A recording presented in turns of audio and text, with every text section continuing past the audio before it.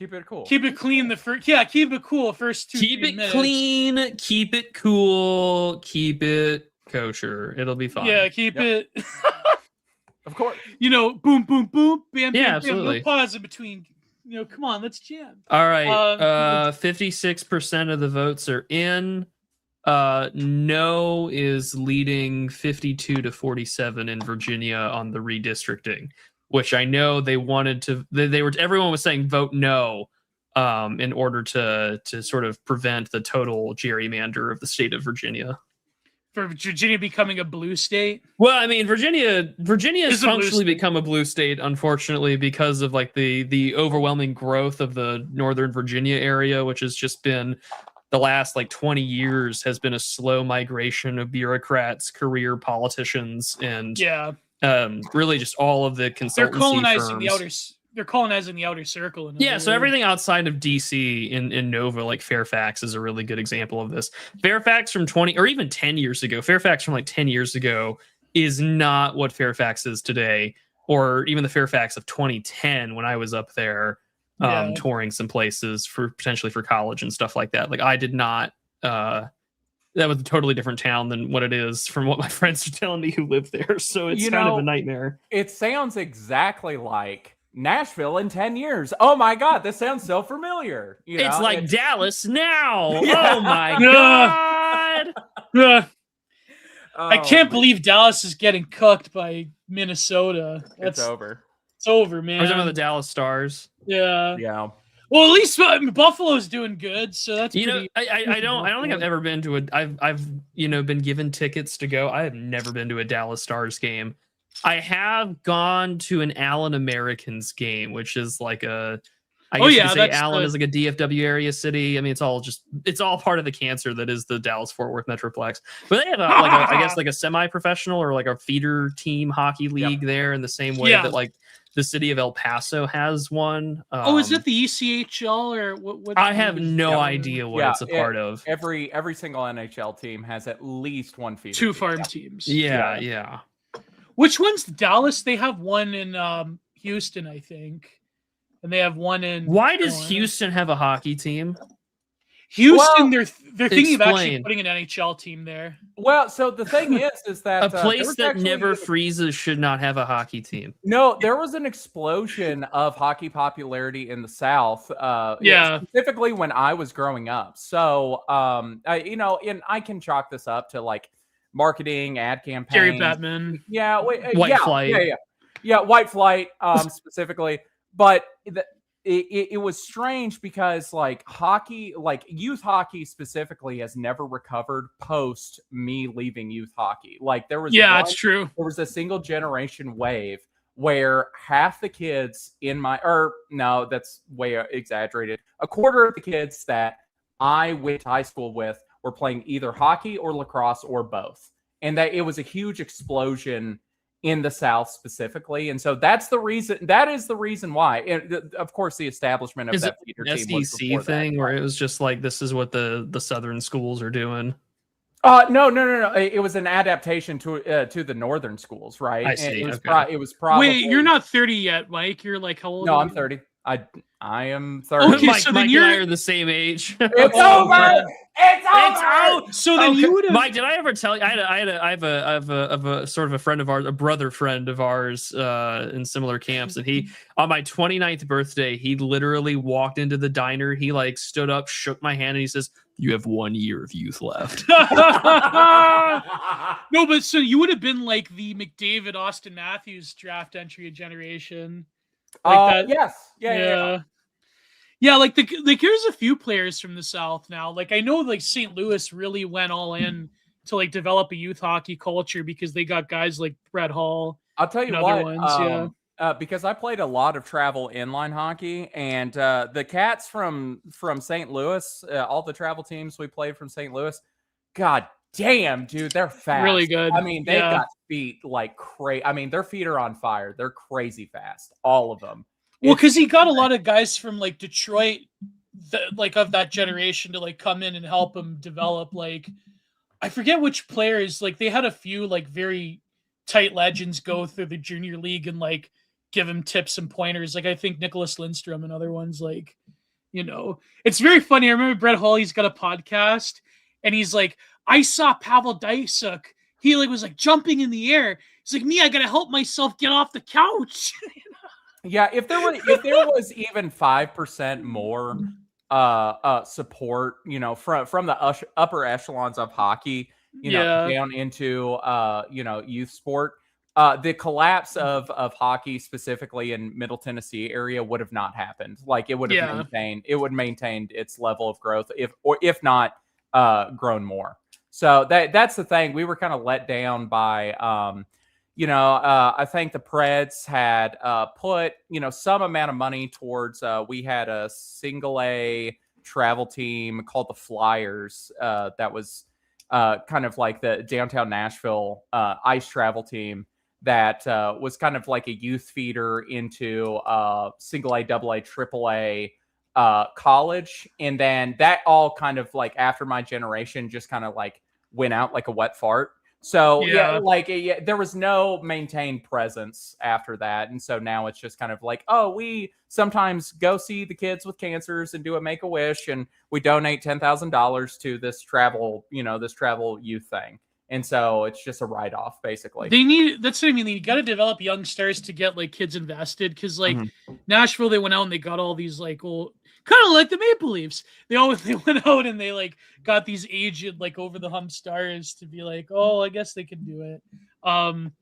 But anyways, this is why we need our Netflix adaptation for like the what was to it, get the black Atlanta people into Slashers? hockey. Yeah, the Atlanta Thrashers. Yeah, the Atlanta Thrashers story starring like Kevin Hart.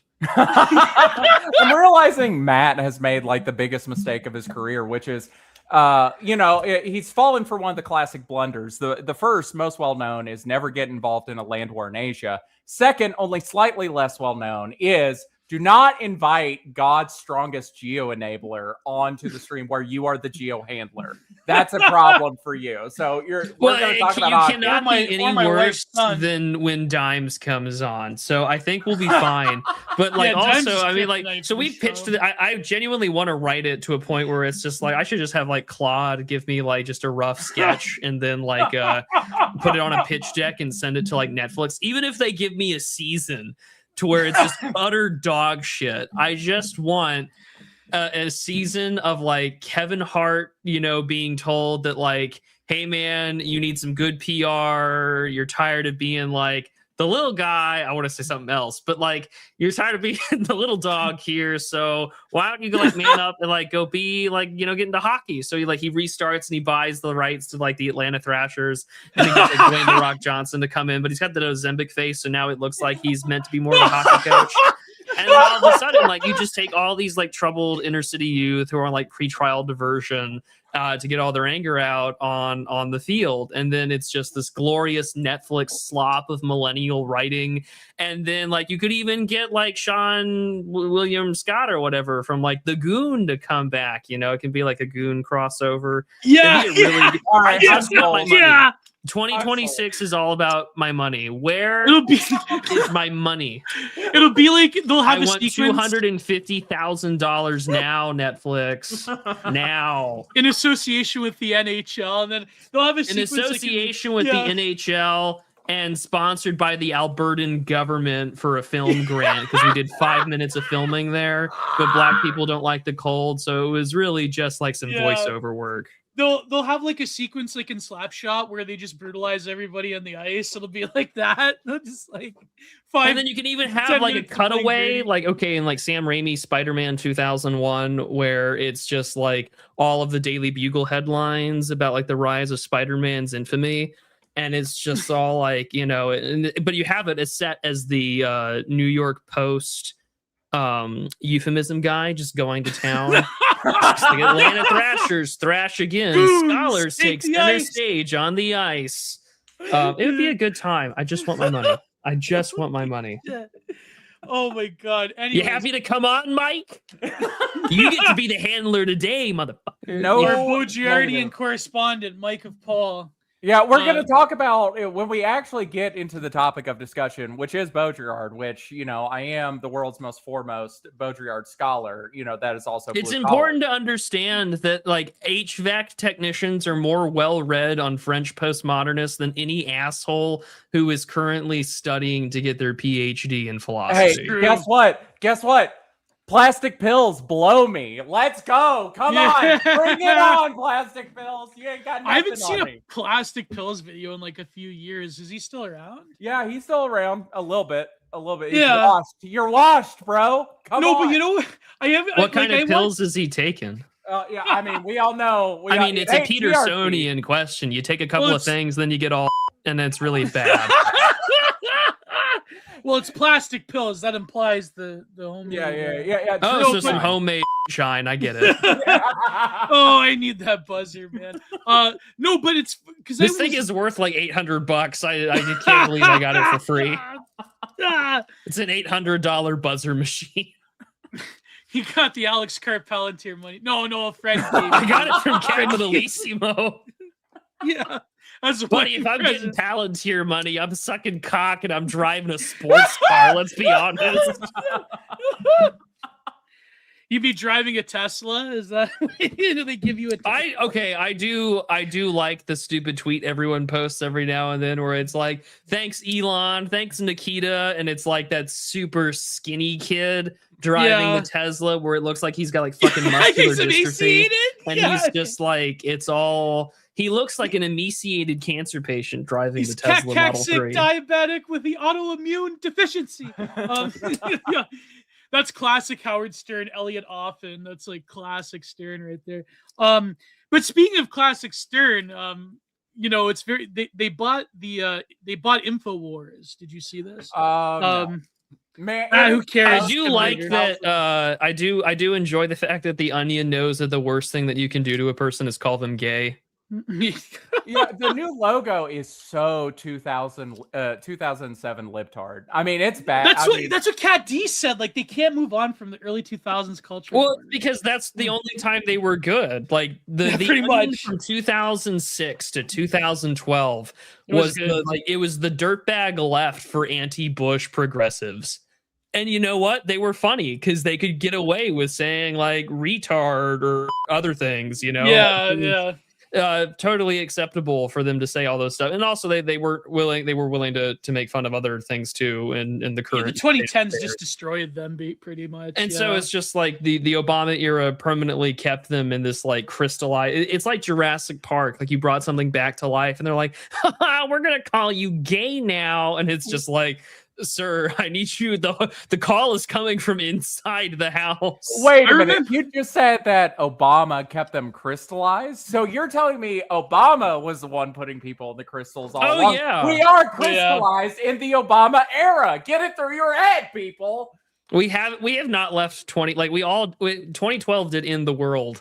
And this is the post-apocalypse. I remember reading a Thermometer magazine article about that. I think it was I forget. I think it was from Doug Smythe about how like all these like people like Matty Iglesias, they all became like policy wonks under Obama, and that was like such a huge loss of any sort of. Well, it was the attempt of like early millennials as well as I guess like really really young Gen Z people. Yeah. It's the same thing we're seeing now with like older or younger and older millennials now, where it's like it's the new crop of people who are trying to be respectable. Like you had your like media breakout writing for Vice, or even just being like sort of a shit lib, media producer for The Onion, and you're trying to get a job with the Obama administration, or at least get a sinecure, right? Because there are guys that worked with Hollywood and stuff like that with him. The same thing is happening now in the Trump administration. Like your favorite MAGA millennial who may have said some really edgy shit 10 years on ago Telegram, is really trying his best to get a job before the door is closed out from under him and he is cast into eternal darkness. It's like if you wanted to be a policy wonk under Obama, if you want to be like a Hollywood writer, you're like praying to God they'll never release the God that you don't believe in, that they never release the Something Awful forums like logs. It's the same thing. It's like, I want to get a job in the Trump administration. I want to get a job in like And you're just hoping that no one posts what you were doing at UVA circa 2006. Like, yeah. No one, like, pray to God your name doesn't come up on like the Iron March forums or whatever. It's like nothing is new under the sun. I hate to say it, but anyways, this is episode 157 of Digital Archipelago, and we are here with our great friend of the show, our Baudrillardian correspondent, Mike of Paul of Drive Time Movie Night fame. Am I coming on tomorrow, or how's that? Oh, I'm trying to remember. Hold on. What do you have tomorrow for Drive Time Movie Night? I think you're coming on next week, Gio. Yeah, all so right. Everyone tune in next week. Let me just make sure. Yes, you are coming on next week. For I can't reveal the film yet. The film is going to be absolutely insane, put it that way. Yes, going to be insane. So that's going to be a must watch.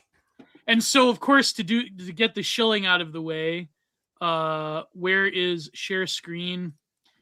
And if you want to support me and Mike, here I'll do Pure Object. Go to pureobject.net, where you can get all of your Mike of Paul merchandise. You could get the Faustian Penguin. You get I love the Bill Cooper shirt. I may actually buy that penguin. I'm not going to lie. That looks really good. I will put that on my door. Those are all handmade by me. So, can I give you a special shout out, Mike, for what you had made that you sent to me? Yes, of course. Yeah. Go ahead. Yeah, I don't have a picture in front of me, but like Mike is a great guy for woodcrafts and all sorts of artistic endeavors.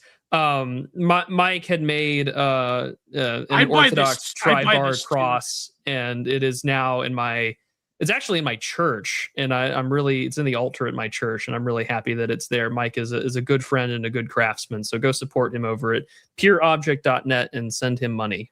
This prevents CIA neural rays. This right here. Yeah, it really fills my heart with pride that's one of Mike's exes, right? There's Latina exes right there. No! She belongs on Mid Castiza of the Day on Twitter.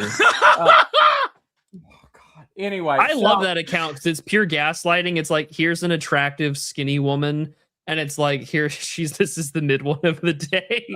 I just feel like all definitions of beauty have been so perpetually blasted out of any standard that it's just like, yep, we're good. I buy this shirt right here. They want a digital Christ. That's so if you guys I don't know if I'd wear it, but it's really good. So there's an actual sponsored by Thiel Network. You should put that right here. I should, but no, there's an actual story. It's a great way to get sued. There's a great, actually put that up. Put the digital Christ shirt back up. There's actually a story behind the shirt. So if you guys will remember, cast your minds back to maybe 8 months ago, there was a huge marketing push on Twitter where there was probably 8 different robotics companies that were all pushing ads at the same time on X, formerly known as Twitter.com. And one of them is a company that specializes in pneumatic like ligaments and muscles, where it's supposed to be 100% biomimicked muscle mechanics from like human physiology. And it is the most, if you've seen the video that I'm talking about, that this particular robot that I've kind of redone is demonstrated in, it's hanging from kind of like a trapeze. And it is the most grotesque, like it is an abomination in the eyes of God. Like it's flailing around. It looks as if it's in pain. And so it's evocative. It was evocative of them trying to like resurrect some sort of homunculus as a god. And so that's I remember the story behind this shirt in particular. Yeah, it's the proto-clone, right? Yeah. I love how the Geo one is only 3XL. Yeah, that's what it was called, Protoclone. Who called it? Clone Robotics, a Polish start. Yeah. There's something oddly beautiful about it being a Polish company. I don't know. Yeah. I think. Oh, did you see the video where it's chasing the wild boars? No. Wait, there's a video where the robot's chasing wild boars through the streets of Warsaw. I don't like this. I don't like this. I'm okay with that, actually. That's a man's no. That's a man's job. That's me. No, I mean I understand, but like if we're going to employ like the future, blue-hatted, I hate the Antichrist soldiers, then like let them train on pigs. That's fine. Yeah. As a guy who kills like a wild pig every like other week, it's probably for like let them train. It's fine. I'm fine with that. And of course, go to. I love how like the Geo hoodie is only 3XL. Are you outing yourself there, or are you just trying to have some levity in the situation? Anyways, go to Giant Productions, to which Mike and Paul made a new intro to my painting videos, which I quite enjoy. So these are reasonably priced, as I say, both in paintings and of course in prints. And I have also in the print section, you also have like my watercolors or my sketches as well. And they're all reasonably priced. They're below market value. And so go to pureobjects.net and go to giantproductions.com for all of your artistic and merchandise needs. And so let's get into, I'm not joking, by the way. There was a video of this robot that Mike was referencing chasing wild boars in the middle of Warsaw and adjacent to a street. It was at nighttime. It was quite surreal. Kill it with fire. I mean, why wouldn't they chase boars? It's Polish, it's an important job. So anyway, who wouldn't want to chase boars? I'm tired of that hack political cartoonist anyway. Yeah, we should probably just leave Donald Tusk's on the case. Yeah, me and Red Hawk. That's our job. We should do that, not the robot. So I'm glad that Donald Tusk's using all that CIA money to good use. So anyways, so what's been happening in the news? Speaking of simulations and pseudo events, is the Strait still closed? Trump says there's an indefinite. The Strait is simultaneously closed and open, and if you're Indian, it's not a good time. Yeah. And there's also a lot of oil refineries going up. One went up in Texas, one went up in Pakistan, two went up in India, one went up in Romania. It's like, I don't know, man. Well, the one in Texas had nothing to do with the conflict. Yeah. The Port Arthur explosion was deliberately due to some if I remember correctly, because it got brought up at work. It had something to do with like some of the equipment when it came to, I think it was like an installation failure. But like, what a hell of a time to have an oil refinery. Oh yeah, no, like when it happened the day after, everyone was like, well, that's a little creepy. And then as with so many things on Twitter, you just have to wait like 30 minutes and it's like, oh, this is not related. And then your entire like mental schema for how everything is connected just kind of breaks apart. Whereas the one in Russia was Ukrainian. Well, like the thing is, they're using that as like, I mean, on Thursday, I'm actually going to go on the War Report again, so I'll talk more about it. But they're using this as like a severance of Washington from like the European project of the war in Ukraine. And I think like the Kremlin was going to cut off oil supplies anyways. Like it's a very, I don't know, it's a weird time now. Like, what is this indefinite ceasefire though? Like it's, I just can't trust anything that they say, to be honest with you. Yeah, the Strait question, being in a superposition also kind of like highlights the imminent reversal that we just saw not that long ago, where it's like, yes, we closed the Strait. No, Trump says the Strait is open. But also, Trump changed his mind. Actually, the U.S., we closed the Strait. Actually, we're mad. So that's the kind of imminent reversal that makes it all a little bit, it's all a little bit of funny business, which it's really funny, which I can understand as a policy position of leaving the conflict in a state of permanent public confusion means that you can do whatever the hell you want or need to do. But also, that's not very fun for us. It's not good for the show. I want a narrative. And that's man, I'm getting Birdo vibes from Timeline Earthful right here. Where he's just like, listen, man, if things get better, this is bad for business. And I'm like, Oh, I understand. You're an entertainer first. I respect that. Yeah, I do want you need mirth and levity. I understand. I need zaniness. I need something more zany to happen. Like, for instance, I need to see like the next cargo ship that's filled entirely with HRT headed toward the US get hit by an Iranian missile. I need something funny. Yeah, I need something super funny. Well, it won't be the Strait of Hormuz after that. No, but it's just, I think like the most reasonable thing would be if they just allow the Iranians to toll the strait. That's probably what's going to happen. I mean, if they really are serious about ending the war, which I think they are. I mean, Washington. Only time will tell. Yeah. I know that Trump said that they're going to keep the ceasefire going, but Vance didn't go to Pakistan, and then Wickoff and Vance didn't go. Yeah. So No. The Iranian delegation wasn't going to go either. No, we have 2 more weeks. That's all that means. Vance didn't go, so that means we just 2 weeks to open the strait. Yeah. 2 more weeks to flatten Iran. No, but that's what I mean. Like it's a weaker position than when you've entered the war, because if you allow the Iranians to toll the strait, then and to like rebuild, then like that's not like in terms of just the goals of Washington and the Knesset, like that's not ideal. But I think like that's just I think to the Iranians that would probably be a logical consolation prize. It's like, okay, we're gonna like not be sanctioned into oblivion. Here comes the airplane. And then like you can't tell because there's a lot of slop too. Like there's a lot of like people on Twitter with like suspicious, like, Twitter coming from Pakistan, has grown India. so incredibly frustrating. Like we talked about this last week with the whole like Don Lucre thing, but it's just like all you got to do is say breaking with those 2 little like red alarm emojis, and you can get away with the most like heinous misinformation shit imaginable. And it's we've basically, because it's monetized, like we've turned it into Reddit, where it's like, all right, guys, get in the hug box. We're all gonna die. There's one I saw where they're having this. It's great.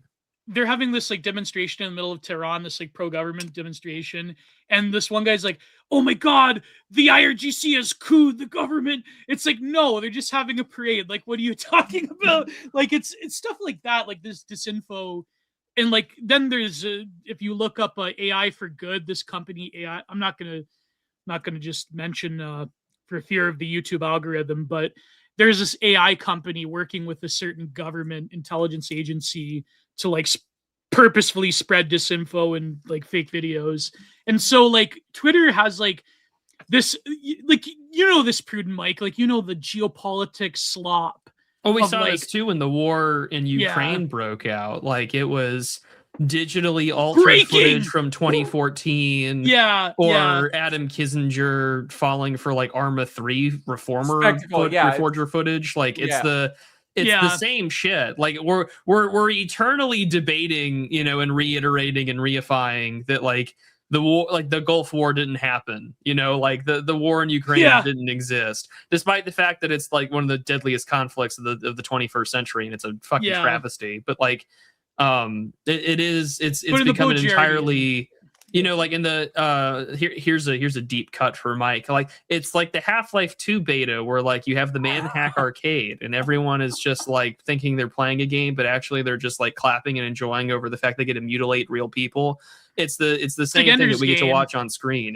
It's sad. Yeah, it's like Ender's Game. It's like you have your like Claude AI or Arma 3 simulation, but it's like, no, it's actually real people, but you've convinced yourself it's not real. Like it's like simultaneously Mr. Wiggin, or the OG Wigger Pig, like he was not aware that the game he was playing was real life. Until the end. There's even a level above this. Speaking of Wigger Pig, hold on. There we go. If we want to, take the Baudrillardian analysis even one step further, right? In the Gulf War did not take place. Baudrillard had said that there's many accounts of soldiers who did not realize, the quote unquote reality of what had happened until they had gotten back home and watched the taped recordings of the news that their family had kept. Right. So in the same way, there's an extra level where the FPV drone operator, there's like 2 levels of unreality. There is whenever they get home, surely they're going to encounter, the quote unquote reality of, the war in its totality in terms of this simulacra that's been manufactured over time, in terms of like a kind of like collaborative narrative creation machine that happened, like that starts on Telegram hype chats, for Z hype guys, all the way up to what filters up into the next level of aggregators that eventually reaches to the news, right? In terms of like the most successful media narrative. So like there's that level that still occurs from what the phenomenology that Baudrillard kind of like identified. But then there's also the unreality of the event in itself, right? The reality of what they are actually doing is also abrogated, to the screen in some sort of way. So, or for the most part, because this it's like how we said Vietnam was completed by Apocalypse Now. Yeah.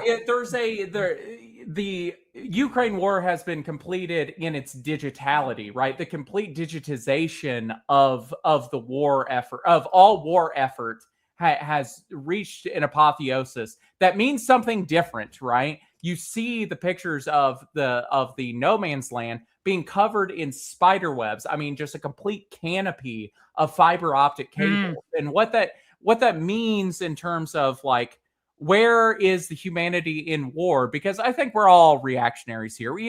This is a big hug box here, and we could say that, no, dude, yeah, I should have a bronze sword and the other guy should have a club. And, it's one man with a knife and one guy with a rope, and we're going to figure it out. And it's not that. It's so many levels away from not that. It's incredibly dehumanizing, yeah. Yeah, it's dehumanizing in a way that is different from, the Gulf War or, in totality, the GWAT era, where it's actually like the feeling of a soldier is that I'm kind of like an embellishment or a cog in a machine, right? I'm just some feature of a machine, right? It's level 1 dehumanization or objectification. Whereas like it's something different now. You're not even a cog. Your cog workingness has been gamified, right? There's a whole system. You're a product of a hype edit now. Yeah, you're a product of a your hype death edit. is in a hype edit. Yeah. Yeah, your death is in a hype edit, and also your success is in a hype edit. So your existence as a soldier is gamified to make something happen on a screen for other people to consume as well, right? Whether that's in your conscious brain and you recognize that, or still in your lizard brain. Yeah, that's horrifying. This is a unprecedented event in human history, right? And is part of the reason why I love Baudrillard so much as a philosopher, as a diagnostician of the modern condition, right? You saw inklings of it in Syria and even in Vietnam to an extent with war films, but not to the degree of like, you're completing a mission of like a drone operation, and that night you're like editing up on your phone, on your cracked iPhone, you're editing up a hype edit to send on Telegram. It's like, it's not I distinctly remember on YouTube circa 2011, 2012 that there was like these weird rap songs about either that were pro or anti-Assad. I don't really remember, but it would be laced over like GoPro and cell phone footage of guys fighting in like Ohms. And later on in Aleppo. And it's just like, this is like 2011 to 2013 before YouTube really cracks down on everything. But like, you could watch the early years of the Syrian civil war play out in real time, alongside like Arab hype music for it, rap songs that were either pro or anti-government. And the same thing has come completely, now it's just become like a more globalized Videodrome kind of scenario, where now it's not just the locals that are participating. It's now you have like autistic American like 17-year-olds that are making edits for a conflict that they've become hyper fixated in because it's been something that they've been like instinctively aware has existed since the beginning of their lifetime. Like there are Zoomers and Gen Alpha kids right now who may be like hyper fixated or maybe even making edits right now as we speak about like the Houthis, because the conflict in Yemen has been going on since before I finished high school. Yeah. And, it's like, who was the that's 15 years ago, like that's insane. Geo, that's not true. We were making edits in Afghanistan. You know who was the template of this? Really, who was Adam Gadon? I do believe that we made there's a lot of like nice GWAT edits with there's white a lot music. There's a lot of like Limp Bizkit and Incubus songs that were on those edits. No, Adam Gadon was the prototype of this because he was an American kid that would he was actually like a techno musician, and then he became a propagandist for Al Qaeda, and he would like all those English translations of Bin Laden. I think they said most of the good ones came from Adam Gadon until I think was it Bush or I think it was Obama that drone striked him. Matt brings up a very interesting point though about everything being kind of set in the Syrian conflict, to the backdrop of kind of like a rap music thing. It has a very interesting implication for guys who are white, that may have teardrop face tattoos, that you would describe as a W word that ends in an R, right? The diss track is a universal language now. And, we have only our godlessness to thank for that. Thank you. My former roommate has an autistic younger brother who loves Augusto Pinochet and Bashar al-Assad. I don't know why. this man is certified autistic. Like you only can see the eats, connection there. like cheese pizza and French fries. This man will die of a heart attack at 40 at his battle station. But he was showing me a I guess like a Bashar al-Assad kind of rap video, music video, and just hyping up the government in Arabic, and it's just I'm so far removed from this conflict, but also as an American taxpayer, I'm unfortunately kind of subsidizing it. And you're just I don't even know what to make of this because I'm so far removed from it. But there is this weird, like you had said, Mike, this universality where it's just I kind of do understand this because we do the same thing here. We have Panther Den edits about how Donald Trump's going to unleash 1 million MAGA patriots to go do terrible things like AOC on the front of the Capitol. That's going to happen. It's universal. That's going to happen tomorrow. Okay. I am 2 more weeks. Yeah. Two more weeks to, AOC. No, but that's I'm having too much fun. No, you'll see there will be Russian and Azov videos where they're both using Rolling Air Raid Unit by Limp Bizkit, the Undertaker theme song. And you see it? Well, Machine Gun Kelly actually had a song with Fred Durst recently. It was pretty good. I'm not a fan of Machine Gun Kelly, but his voice was pretty good for that early 2000s soulful new metal, I guess you could describe it. But it is kind of a very interesting time we live in. But like I said, a lot of these things are older than we think. Adam Gadon was using his own techno music for Al Qaeda edits. It's it's a very weird product of globalization. Even some people pointed this out. You have Iranian accounts that have the Sabrina Carpenter meme, talking about the Jeffrey Empire, and it's in a way you can't really escape the digital culture industry. Even someone who's which is a good tie into the essay we're going to talk about tonight, which is you can't really escape the sort of mainstream largely North American culture industry machine online, to where even ostensibly the enemies, quote unquote, of this machine, whether it be in China or Russia or in Iran, they're using those same tools culturally. And it's a very strange thing to witness. While we're on the subject of music, and how it kind of pertains to this particular phenomenon, it's very interesting to see, at least for me, my primary art form is music. It's very interesting for me to see that, the relative change in this sort of propaganda that we're seeing, away from the Fred Durstian or the rap battalion, kind of archetype, has been into the semi-ironic use of Western pop music.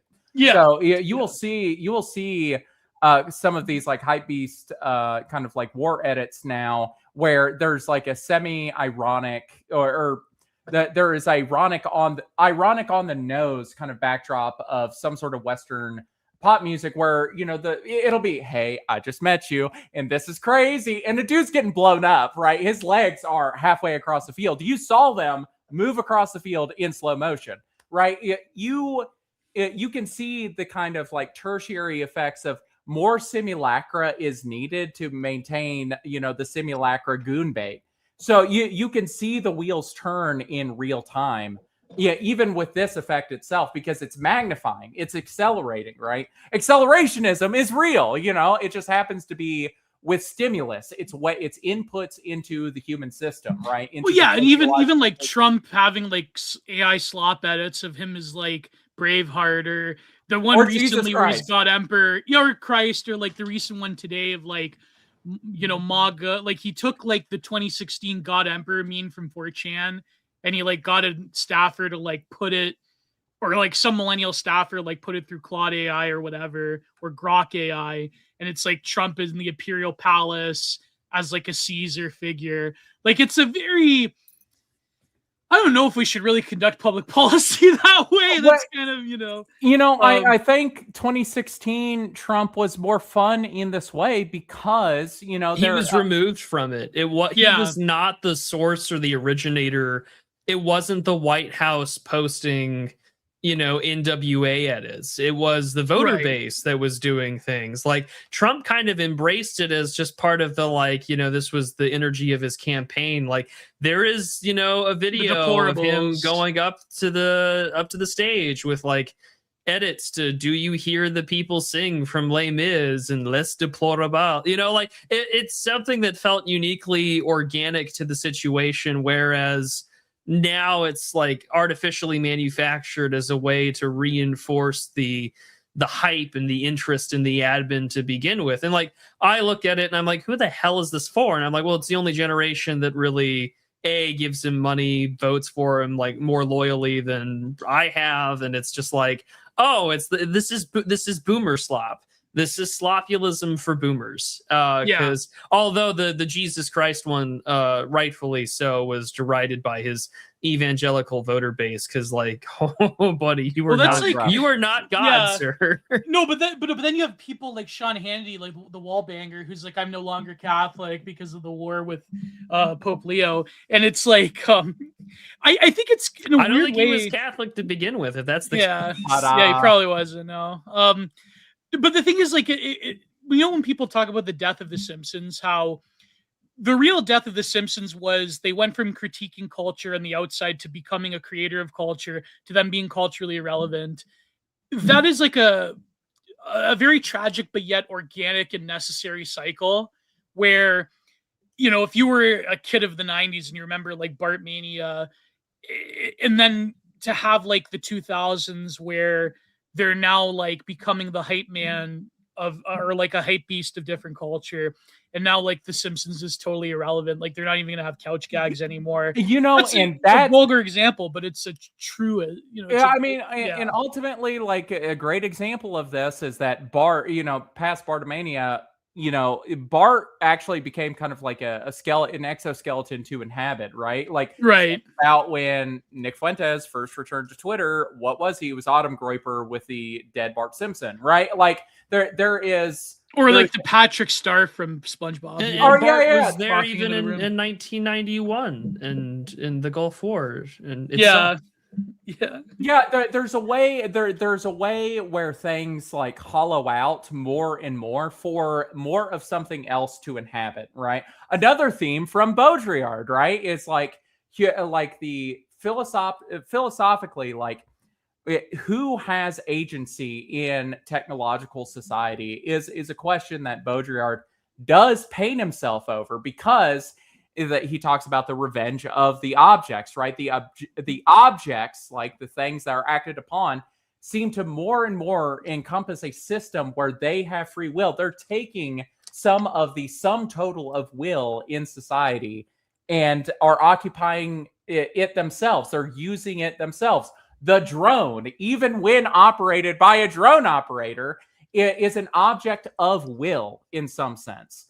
And Yeah, I'm trying to get us to the Baudrillard because me and Gio have a problem with getting to the point, Well, no, but it's you in a must be way new like to this show, Mike, because when did we spend an hour ranting and raving about the news, and then we get to the show. Oh, sorry. I think okay, we're gonna go to the essay because I do want to touch on the necrospective essay, which, by the way, incredible. That could be like a blood. That could be like a gore grind album right there, necrospective. But in a way, like Baudrillard, he does anticipate object-oriented ontology that would come about like a few years after his death, in the sense of the object having not just an agency, but rather a permanence, and the object itself dictates to you a will of how you appropriate and use that object. So in a way, it's like memetics become a form of an object, hyper object. Cultural information and even I mentioned, the culture industry itself becomes the way in which you filter information, because it's dictating to you the way it filters itself into the public view on its own terms. So, for example, the Iranians using those like Lego movie edits has like a function and a form and a mechanics, or like Trump using the Jesus edit, then that gets that gets memeified on, where like critics of Trump will like put in Mr. Jeffrey being resurrected by Trump, and it's got a different flag in the background. Like, all of those things are not really, they do require the conscious thought of the agent employing those memetics and that source of cultural information, but it's rather those things themselves lay out a template and are not as malleable as we think, because then our thinking around those issues becomes dictated by those objects, by those hyper objects. And in a way, Baudrillard does anticipate like object-oriented ontology, in the sense of like the object itself having this primacy away from just human cognition or will or development or desire. The object, because another big point of Baudrillard, that's also like, if you read Graham Harman or Timothy Morton that came after him, the objects themselves not only have a will, but they also have a desiring mechanism. They have a form of desire that's grafted onto our own. And I think that's another a big element that's going on here when we talk about like massive cultural and geopolitical events being dictated by memes and, culture industry slop, is that those things themselves have a form of desire to manifest into what we talk about, how we talk about these things, and how they imprint onto our consciousness itself. And I think Baudrillard was pretty apt at that. Yeah, applaud. Yeah, applause. Theo, you put it very well. You put it in better than I could, frankly, because like that, I think that I don't know about that, Mike. I think that's my primary issue when like the reason why I hammer on Baudrillard so much, or like why I'm the big Baudrillard fanboy, like in terms of like, I guess you could call it my work, in terms of like whenever I put the serious cap on, and I go serious cap soy jack, it is that exact phenomenon, right? Is whenever you go to Kroger and you see, and this is the anecdote I like to point to the best for this phenomenon, is the Kroger in my hometown has incorporated the new self-checkout system, where it's not a single kiosk with that tiny little shelf on the left and then, the kind of rotary of bags on the right. They have the new self-checkout system that has the regular conveyor belt and it has all the accoutrement, where a normal checkout girl that is pretty cute and you would say like, oh, hi, and you would be nervous or whatever, right? Like that normal saying, the form of where humans, the diner goth checkout girl. Yeah, the diner goth checkout girl, right? Like that normal form where humanity used to interact on some arbitrary level, right? Like even if it was just passing by and giving, signing a check, because we used to have checks, by the way, right? Or, because there used to be that little fold out table where you could sign your checks and hand it over and all that stuff, right? All of that normal human design is still in the conveyor belt system, in that little area that's kind of behind it, except you're checking out yourself, right? And there's kind of like guards and forms to keep you from like pinching yourself in rollers. Now, it's evocative of the form of the cattle chute, right? The very design of a supermarket in and of itself is is cattle shoot-esque, if you will, right? It's meant to funnel. Everything is a sales funnel to hell, pretty much, right? But There's also a Twitter account that talks about that. exactly, right? You know, Valued Mutual. I don't know if he's a mutual mentioned, but everything is a sales funnel or is a funnel to a certain form, and everything is kind of coalescing into a cattle shoot form, right? A way to kind of restrict the avenues of interacting with systems to which, like, a consumer is just a cog, right? Is just a means to get a series of inputs so that a system, like a business, a supermarket chain, can extract like some amount of value out of, right? And this is why I don't. It's like that slot machine today that they came out with where it follows you across the game room. What? No, I'm not aware of this, but I believe it. They have a slot machine that follows you. It's like a mini slot machine that follows you around the casino floor. Wow. Yeah. I mean, that doesn't surprise me, but I'm now like, I'm interested. You know, I'm not even joking. I'm just, because I don't gamble. So like for me, I'm always I'm just curious in the sense that like I live close enough to where like if I wanted to do a day drive, I could go to a casino and just, you know, see what it's all about. I'm not a gambling man, but now I just want to be like, oh, if I go, do I get like a little robot that tells me like I need to waste more money? And no, this is disastrous. This is like, oh, I know it's genetic disastrous. Like I know it's bad for me, but I'm just curious. No, but like for gambling addicts, no. If you look up there's I don't know if it's a prototype, but they have this video of this slot machine that follows you around the room. That's like, you know. But anyways, where you're saying, Mike, we cut you off. It's bad. It's very bad. Oh man. Anyways, Mike, you there? Uh-oh. I think we lost him. We may have lost him. Mike. He's gone. I hear noises in the background. He's finally going to get another teardrop tattoo.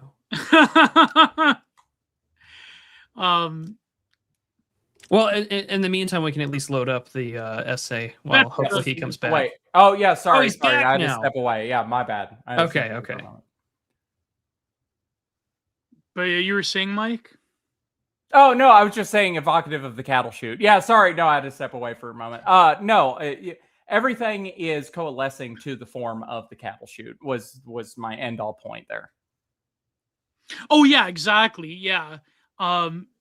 So that's a good transition to the essay. So let's go to, where is it? All right.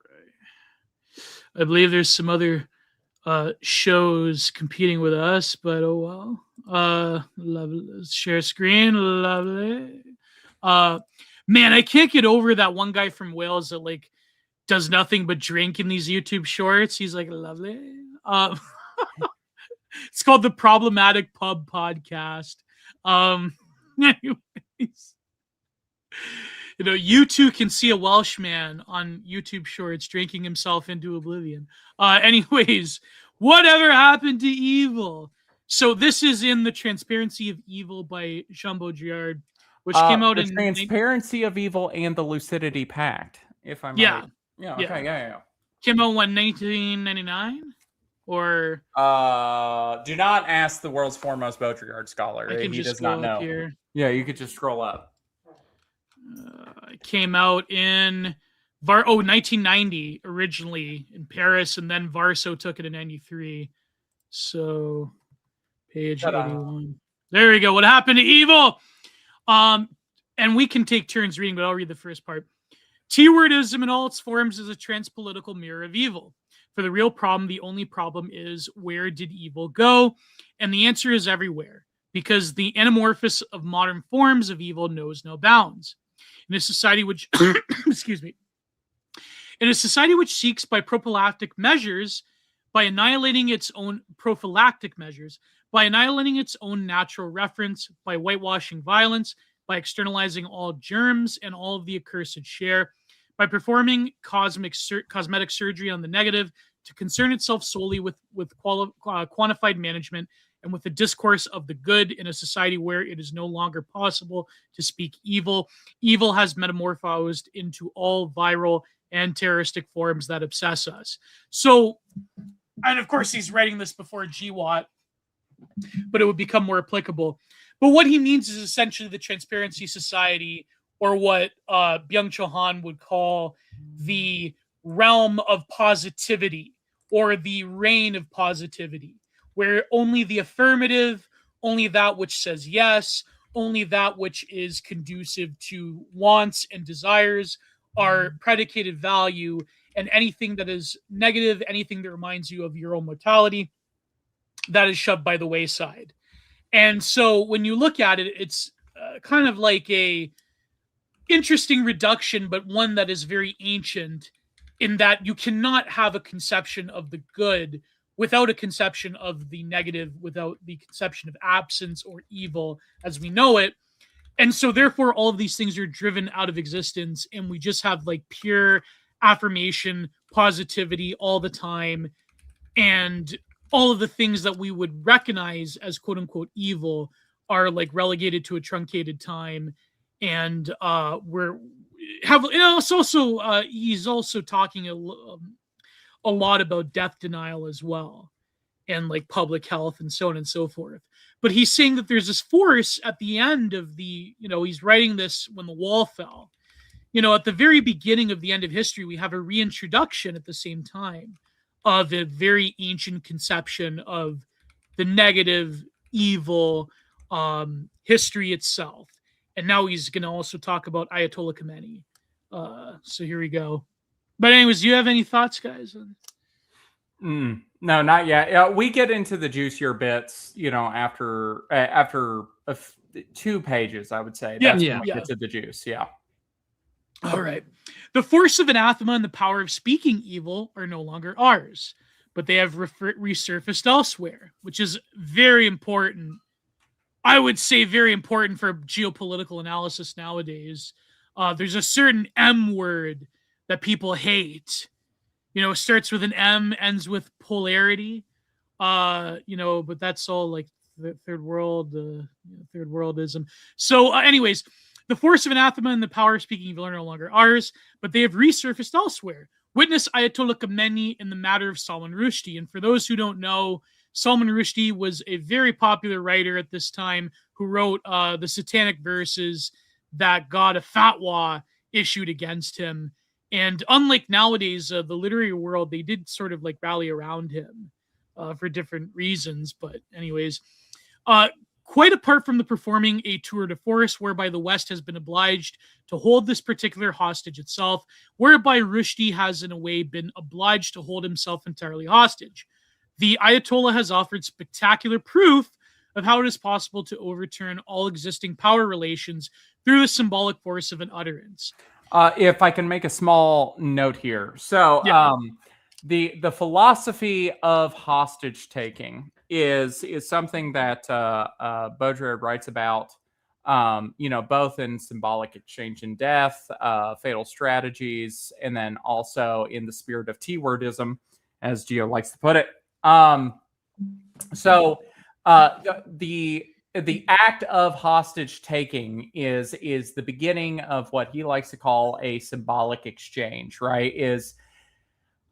There's been a recognition in kind of world historical time that, the actual material conditions of conflict actually matter less. And so it precipitates a need for symbolic acts of war, right? Yeah. And so the act of hostage taking is the beginning of something that's irreducible by rational actors that are, in the proper sense, modern, right? Regular uniformed forces, yeah. Whereas it actually begets like a societal entourage of effects that actually are the mode of attack is on the psyche of a populace, right? And there's a bunch of tertiary effects that come from it because, you know, the regime, like the actual uniformed forces actually can't respond in kind and actually win on the same field of battle, right? Is kind of how I can reduce this down for you. So like the word hostage actually is loaded with like Baudrillardian meaning here. So just keep that in mind. Yeah. And of course, Salman Rushdie was a sort of, how should I say it? Like a virtualized or a impersonable element of like targeting a writer that besmirched. What was the satanic verse about? It was about Islam and the Prophet Muhammad. I forget the exact, if you remember, Mike, I forget the exact, like why they issued a fatwa on him, but essentially it was like this blasphemous text. And I remember Salman Rushdie coming up even in the early 2000s as sort of like a counter jihad narrative. Like a lot of, you know, those type of people, they would like love to talk about him. And he did the speaking tour at the time. And it was a way of sort of, well, he also got stabbed a while, like what, 2 years ago? It was very recent. Really? Yeah. Like he's still, or he is still alive as far as I know. Yeah. But yeah, he was that fatwa never ended. Like they've been trying to kill him ever since. And yeah, it's about blasphemy is why they've gone after him and the depictions of Muhammad and yeah, well, of course, like it's been part of it. And yeah, like is what Mike was saying, like the time in which we're in now is so fundamentally different because, you know, like conventional, and also like, you know, Baudrillard's also writing about from the wake of the 70s too. Like we've had nothing but hijackings and with airlines. Then of course with the French in Algeria, you also have hostage taking. It's very racialized. It's not in a way in which you can conventionally respond to military conflict. Yeah, like Bader Meinhof. And it's the same sort of lessons that we've learned as well. Yeah, I mean, you have the whole saga of the secret army, you know, that actually fought in Algeria, right? So like, and this was, oh man, you know, we get into a bunch of deep histories of like the lineage of far right organization in Europe. Yeah, like the Dirty War in South America. Yeah. So there's a whole lot of societal kind of like baggage that's kind of wrapped up in this as well. So it's kind of hard to unravel all of the inputs that kind of went into this. But just to give you a vibe, right? This is on the heels of all of the secret army stuff, and then eventually the eruption of like new wars, but they're only for the phenomenon on television, right? This was a very radical time, a time of very radical change. Yeah, the Weathermen bombing the Pentagon. Yep. You have like the Olympic hostage taking of the you know, ally in the Middle East. Of course, like Baudrillard here, he's talking about the Iranian hostage crisis under Jimmy Carter. But I remember like the Kurt Vestergaard thing, the Muhammad cartoons, and that was like, I remember like there was a strange interview with Kurt Vestergaard on the Michael Corrin show before Corrin decided to call out. He like was talking about how there were these riots in the Middle East and it led to the deaths of people. And if you have like any responsibility of it, and then the Charlie Hebdo thing happened, like it was a very like, I mean, nowadays I think a lot of people, they view those things with cynicism because the reaction that was provoked was for like certain geopolitical ends. But that being said, like they were very large instantiations in the public consciousness of relating like the Islamic world to the West. And like, of course, this was in the heels of the migrant crisis as well. And so you have like all of these events happening, similar to how in the 70s you have like right-wing paramilitaries, you have like left-wing terrorists, and of course like the Iranian Revolution and them getting bogged down with Iraq. Like like a lot of very different stuff was popping off. And so what Baudrillard is saying is that the nature and character of politics is fundamentally different because you're no longer just and you could even see this with Iran nowadays, or like with Ukraine and Russia. The goal isn't necessarily a material, logistical, military goal. It's like there's another layer being fought of the objective that is propaganda. And war always have propaganda. But it's not like, it's not like we talk about Napoleon or we talk about Roman legionnaires or we talk about like the Crusades, where there's a level of mythologization that precedes the historical event. It's all of this stuff happens in real time. And it's a very vulgar version of that, where it's no longer being mythologized through history. Now it's being the sort of mythological narratives concocted in real time before our eyes. It's a very different phenomenon than looking to, the Peloponnesian War or the Crusades or the 100 Years' War, where those events are historical occurrences that over the period of vast sums of time take on a mythological character or take on a significance in, say, with Charles Martel in the history of the Western world. But now it's like this very crazy optics war that's going on above the actual material suffering. And what Baudrillard, so let's read on, because this also has to do with like our notions of morality and public consciousness and so on and so forth. So, the force of anathema and the power of speaking evil are no longer ours. Quite apart from the tour de force, whereby the West has been obliged to hold this particular hostage itself, whereby Rushdie has, in a way, been obliged to hold himself entirely hostage. The Ayatollah has offered spectacular proof of how it's possible to overturn all existing power relations through the symbolic force of an utterance. So just by the act itself of condemning Salman Rushdie is reintroducing a very ancient force into contemporary consciousness, when we have sort of, by our own decadence, we've sort of tricked ourselves into thinking these things aren't real. But they're quite real for people around the world still. Confronting the entire world has utterly negative in the distribution of political, military, and economic forces. The Ayatollah has been one weapon at his disposal. Yet that weapon, though it is no material reality, comes close to being the absolute weapon, the principle of evil itself. The negation of all Western values, of progress, rationality, political ethics, democracy, and so on and so on. By rejecting the universal consensus in all these good things, Khomeini becomes the recipient of the energy of evil, the satanic energy of the rejected, the glamour of the accursed share.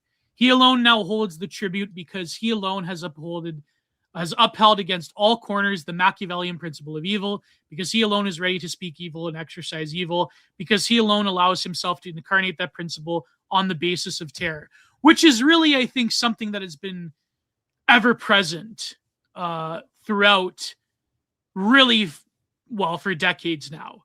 And the way, like even right now, when it comes to Iran or when it comes to other conflicts, it's always that sort of like, they hate us for our freedoms.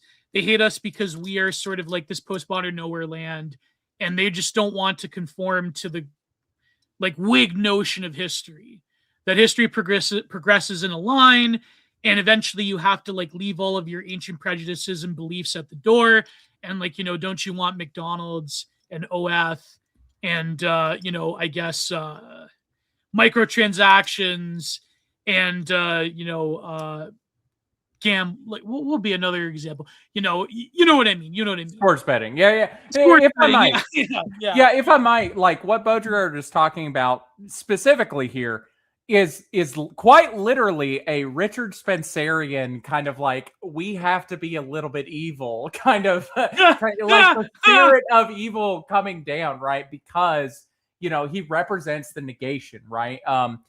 Cody Wilson, for all whatever you feel about the man, he kind of elucidated some of this in his interview called, the terrorist hypothesis. The interview was titled and put up on Defense Distributed. That's such an edgelord title, by the way. I know, it's so edgelord, but it was a fantastic interview in which he kind of elucidates this exact thing, this kind of like imminent reversal, right? This just by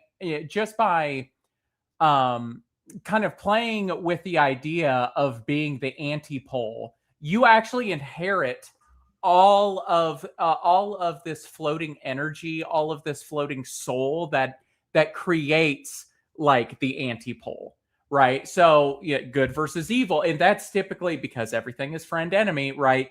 And especially in the current environment that we live in, right? It means you have taken the trickster's deal with the devil, kind of like gameplay mechanic in terms of like social psychology, right? In terms of like how this specific phenomena like interacts with the media propagation system, right? The medium is the message, right? And so it has changed how we identify friend enemy, and friend enemy is good evil, right? So if you entertain becoming the antipole, you inherit all of this extra trickster energy as well, right? This is the imminent reversal in some aspect. Yeah, it's like they're still making moral arguments, like when you have, like, for example, that professor in Tehran they always interview where he's talking about the Jeffrey Empire, like it's global Satanism, like the Russians say, or like the Chinese have their own like lingo of pointing out like Western decadence.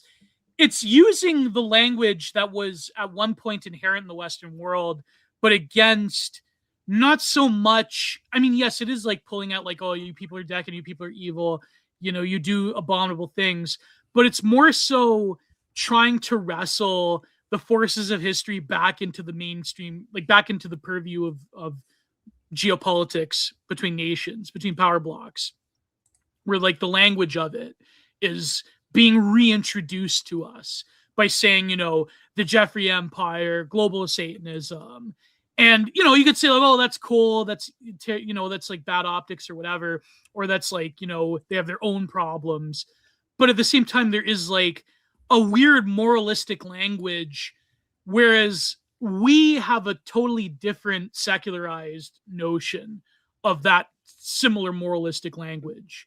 Like, how is it that, like a left-wing parapolitics person could talk about the Jeffrey Empire, but they have like moral positions that are contrary to like what the conspiracy movement, which was largely built off of like, right-wingers and libertarians in the Western world, how come they have a similar lingo, but it's like to dunk on like what they feel is their power, like the power block oppressing everybody.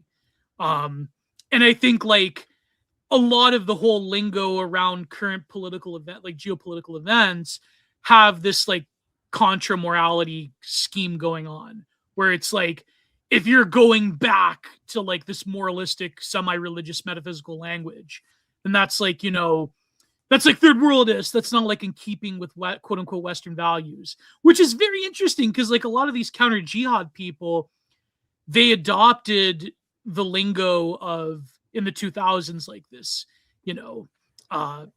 particular form of evangelical Christianity, but then they abandoned that to be like, oh, well, actually, like you hate us because of our like values of pluralism and secularism and, LGBTQ plus II, blah, blah, blah. You know what I mean? Like, it's a very interesting Schrodinger's morality when it comes to geopolitics. Like, they hate us because they're not progressive and tolerant, or they hate us because they're religious extremists, or they hate us because they are themselves pluralistic and third worldist, and they're like, they're the real libtards. You know what I mean? It's like, it's a very, very weird thing that we're going through. But if you guys have any thoughts about that? Yeah, I mean, everything has returned to a, your language is always going to reveal the first preferences of your moral system. And that kind of language hasn't really disappeared. I mean, if anything, we've condensed it now to not so much where it's like we're engaging in sort of like creedal statements, but we are to some extent referencing first principles on observation. And yeah, every person, regardless of whether or not they're in power, wants the presumption, or they want to be seen as we're the ones in the moral high ground.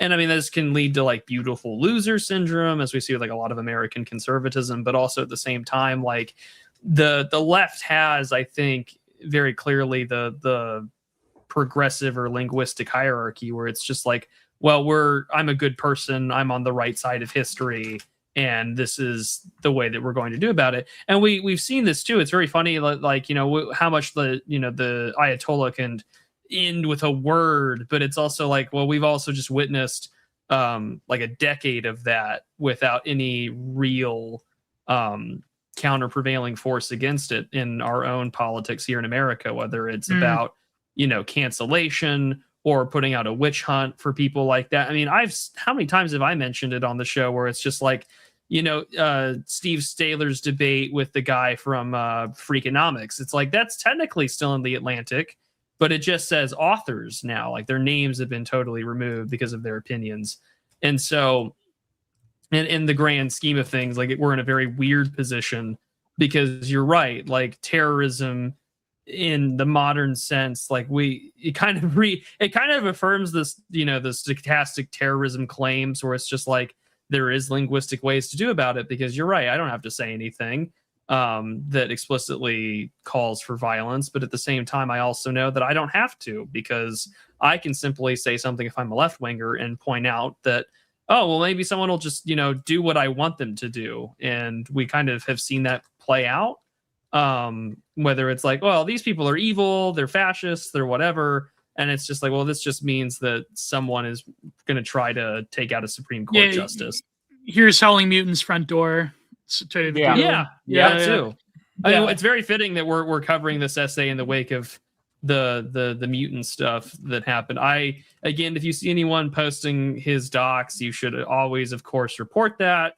Not that it's going to do anything. No, not that it'll do anything, but like you still, I think it's the right thing to do. Yeah, of course. Yeah. Right. Yeah, and you know, at the end of the day, it does come to show that you can make catchy jokes online and people are going to want you dead.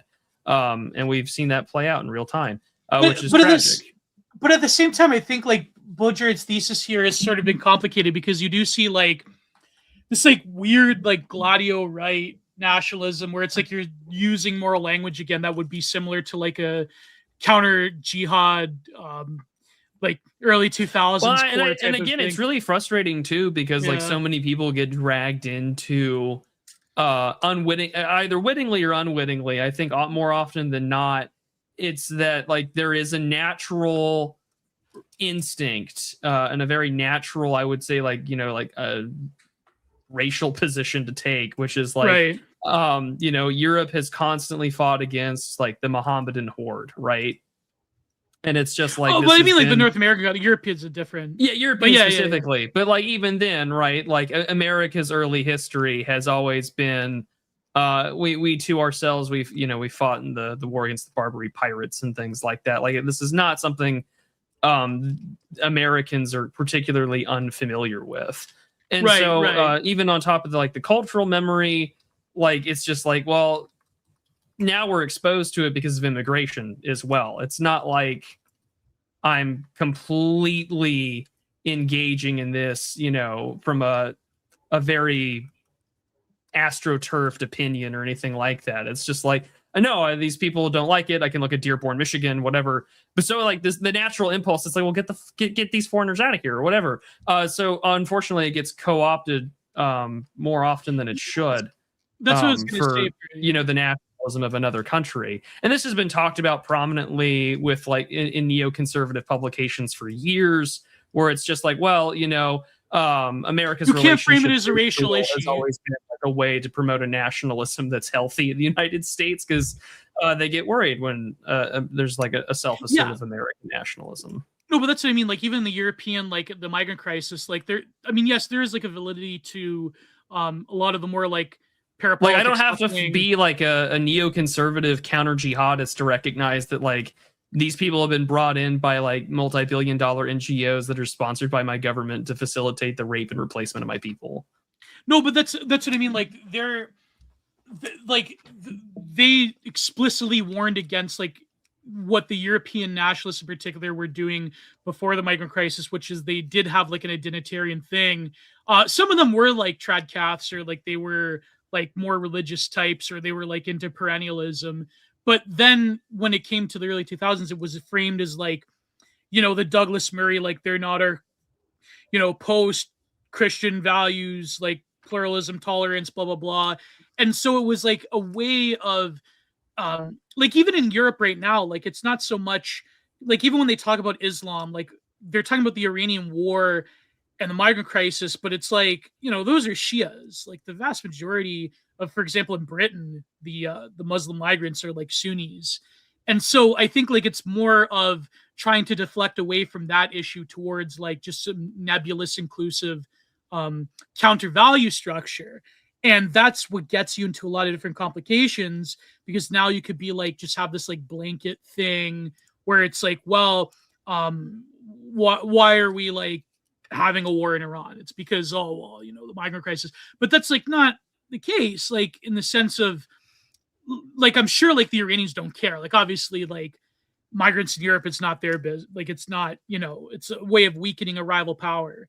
But at the same time, like it would be like geopolitically ignorant to lay the migrant crisis at the feet of the Iranians or like whatever. Well, it's like, I don't think that anyone is specifically blaming Iran for the migrant crisis. I mean, there may be people. I mean, like Douglas Murray types. That's what I mean. Like, but I mean, Murray's got an agenda. But yeah, like the average citizen who is genuinely concerned about the demographics of his country, or various people who clearly just don't bloody belong in there to begin with. Like it's incredibly frustrating. Like you had said, like it's annoying to listen to like Murray, who I would not consider an ally in really anything, to lecture me about the values or of like or Christianity. It's just like, and also it's like, well, you're not there, how would you know? And it's just like, okay, great. Like I just know that you have an agenda. And I think for a lot of other things that are currently going on in our society, it's just like but the problems that we have are there. Like I do agree with you, like the Shia Sunni thing is very complicated in regards to how we're supposed to deal with this conflict, but also like for the average person, it's something that most people aren't going to pay attention to. The very legitimate issue of like, well, there is a serious like religious component to this that we're not really putting together, kind of gets missed for the usual kind of like we just mentioned at the beginning of the show, like, oh, well, did you see the latest hype edit that shows that like we're the good guys? And it's like, yeah. For whose side? Like these are the things that so often get missed in the weeds. And it's like, now that you have like AI generated content, now we're doing video game versions of whatever. It's just, hey man, like, did you see the weird Lego people edit? And then you have to ask yourself, who is that for? And everything else. And like, it's the same thing that we're going to talk about later in the essay, where it's just like, what are you asking for? Who is this for? And but like, what happened to our own moral concept or precept of evil? And once that question gets asked, like, you're in a really weird place, as the essay will kind of go into, because now we're no longer in a position to negotiate sort of an objective standard of morality, because again, our moral system is predicated on who's got the power for it. Well, I'll save my point for later then, because I wanted to talk about like the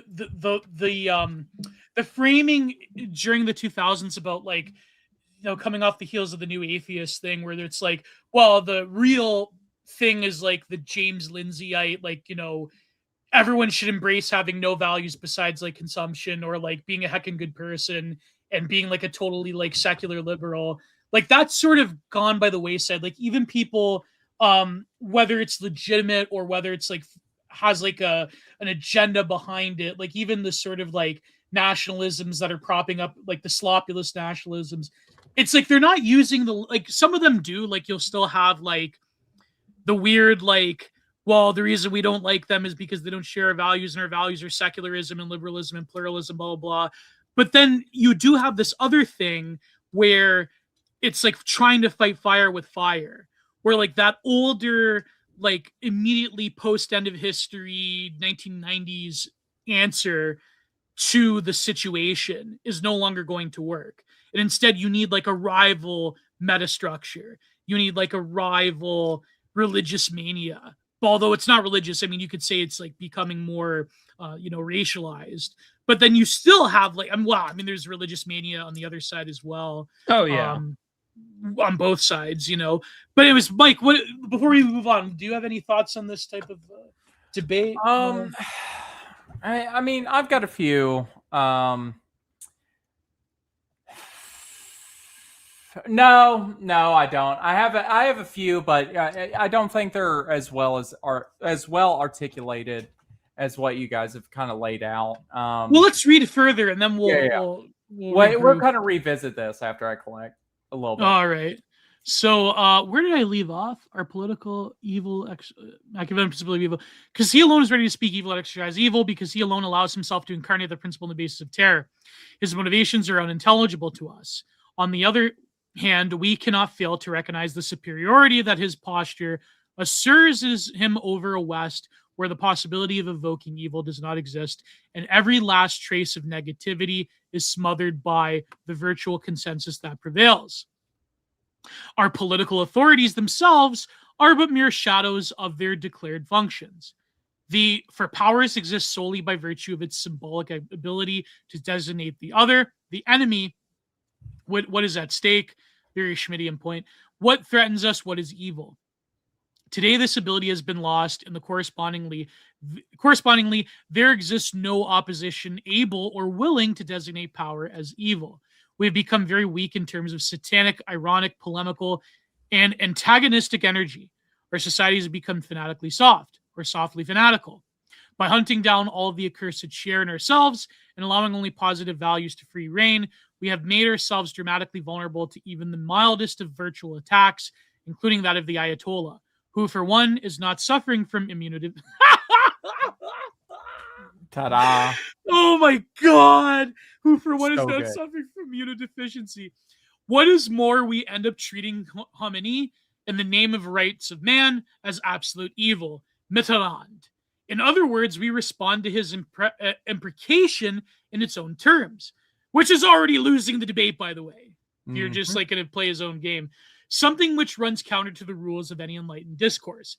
Do we not ever describe a mad person as mad? As a matter of fact, we are so terrified of evil, so greedy for euphemisms to denote the other, misfortunate or other irreducibles, that we no longer even refer to a cripple as such. Ta-da. So he's talking about woke. He's talking about woke. Yeah, When you say, the secondary. The woke mind virus? Yeah, that secondary in that metaphor where he says we're softly fanatical.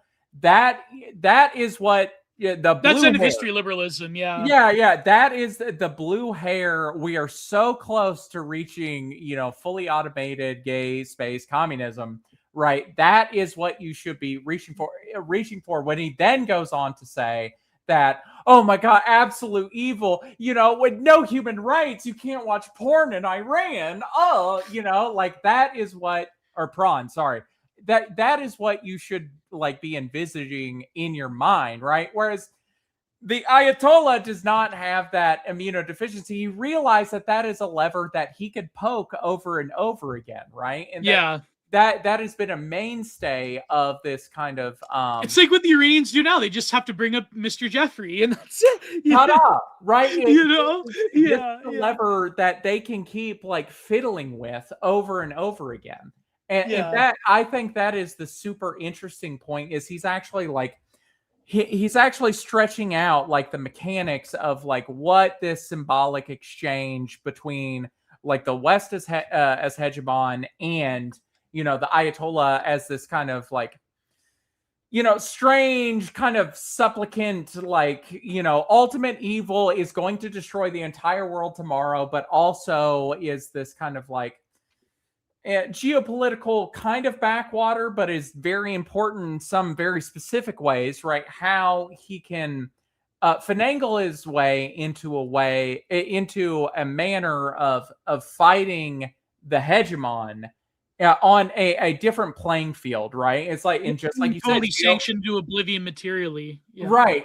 it's just like you said earlier, Gio. It's like, well, then we agree in the symbolic exchange to fight on those own terms, and which is a losing strategy to begin with, right? It's like Right. if we were going to attack, like specifically, run this all the way out to the current conflict, right?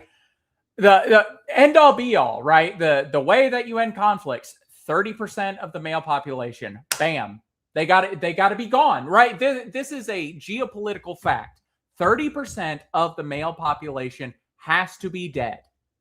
In order to win a war of attrition, you mean? Yeah. In order to win a war of attrition, right? Or it's like, or you could win it really fast, right? It's like, how many B2 spirits could we have doing, Daytona 500 laps in the air until we reach the magic number, right? It's like, well, we're not fighting a geopolitically real war. We're fighting a war that's navigated through this kind of like manner of circumstance, and to the point where negotiations can be achieved at some point. It's like, well, it's not a war in the way that like men who are grug-brained and turn wrenches for a living, like me, think about war, right? War is, I have, me and my buddies with clubs have met the other guys with clubs, and 50% or, some outrageous percent of them are no longer breathing, and therefore we get all the women, right? Like that is on the baser nature of human existence. That is what war is. And this is not it. And that's highlighting the radical difference between what Grug Brain is and what war really is, if we extend that metaphor all the way to conflict. And there's also like material limitations on like the sort of like, I'm not going to name certain posters, but the sort of like raw, like we could just do in a week, but we're, there's the Vietnam narrative, like where our hands are tied behind our backs. It's like, well, modern warfare doesn't, like in the industrial, like wartime economies haven't been there for a very long time. Mm-hmm. And you're dealing with people that are like taking a very cheap drone, strapping a Soviet-made munition onto it with like a conversion kit, and there's jammers. We're going to run fiber optic cables. It's like, we're dealing with like a totally different condition than wars of attrition in the past. And so it's interesting how like the info war itself is like waged almost like given more of a precedent. I think because more, there's like a level of simulacra as well, because now you're factoring, for example, like the global economy. Like they'll do military operations on the weekend. Trump will say the war is over before the markets close. It's like, and there's also like a lot of gotta keep those numbers up. Gotta keep the numbers up. Yeah. And there's also like shady dealings happening, which has always happened. It's not unique to Trump. Like every single war, there's always been people in the current administrations that have benefited. That's just a fact, right? But what's interesting is that when it comes to what he's saying, like, I think we should go to like when he keeps bringing up the accursed share. Now he's assuming the reader knows the lingo. So the accursed share comes from Bataille, where it is the unavoidable expulsion of energy, the cathartic release of material, of energy within a system of economy, within a symbolic exchange, within even religion, where you have a building up of resources and energy that by definition has to be wasted, has to be put towards things that are not instrumentalized or cannot be used in the sort of like Heideggerian notion of enframing. You have like standing reserve, you have something that is enframed, then you have things that have to be expelled. Like energy in a system, like for example, in a nuclear reactor, there's always like latent energy that's being wasted. Bataille uses the notion of like, how can you, like a town for multiple generations can build a cathedral where the people that plan the blueprints for the cathedral are dead by the time that the cathedral is built. That requires a huge expenditure of energy and material, but not going for an immediate utilitarian purpose. So here, Baudrillard is saying that we've become so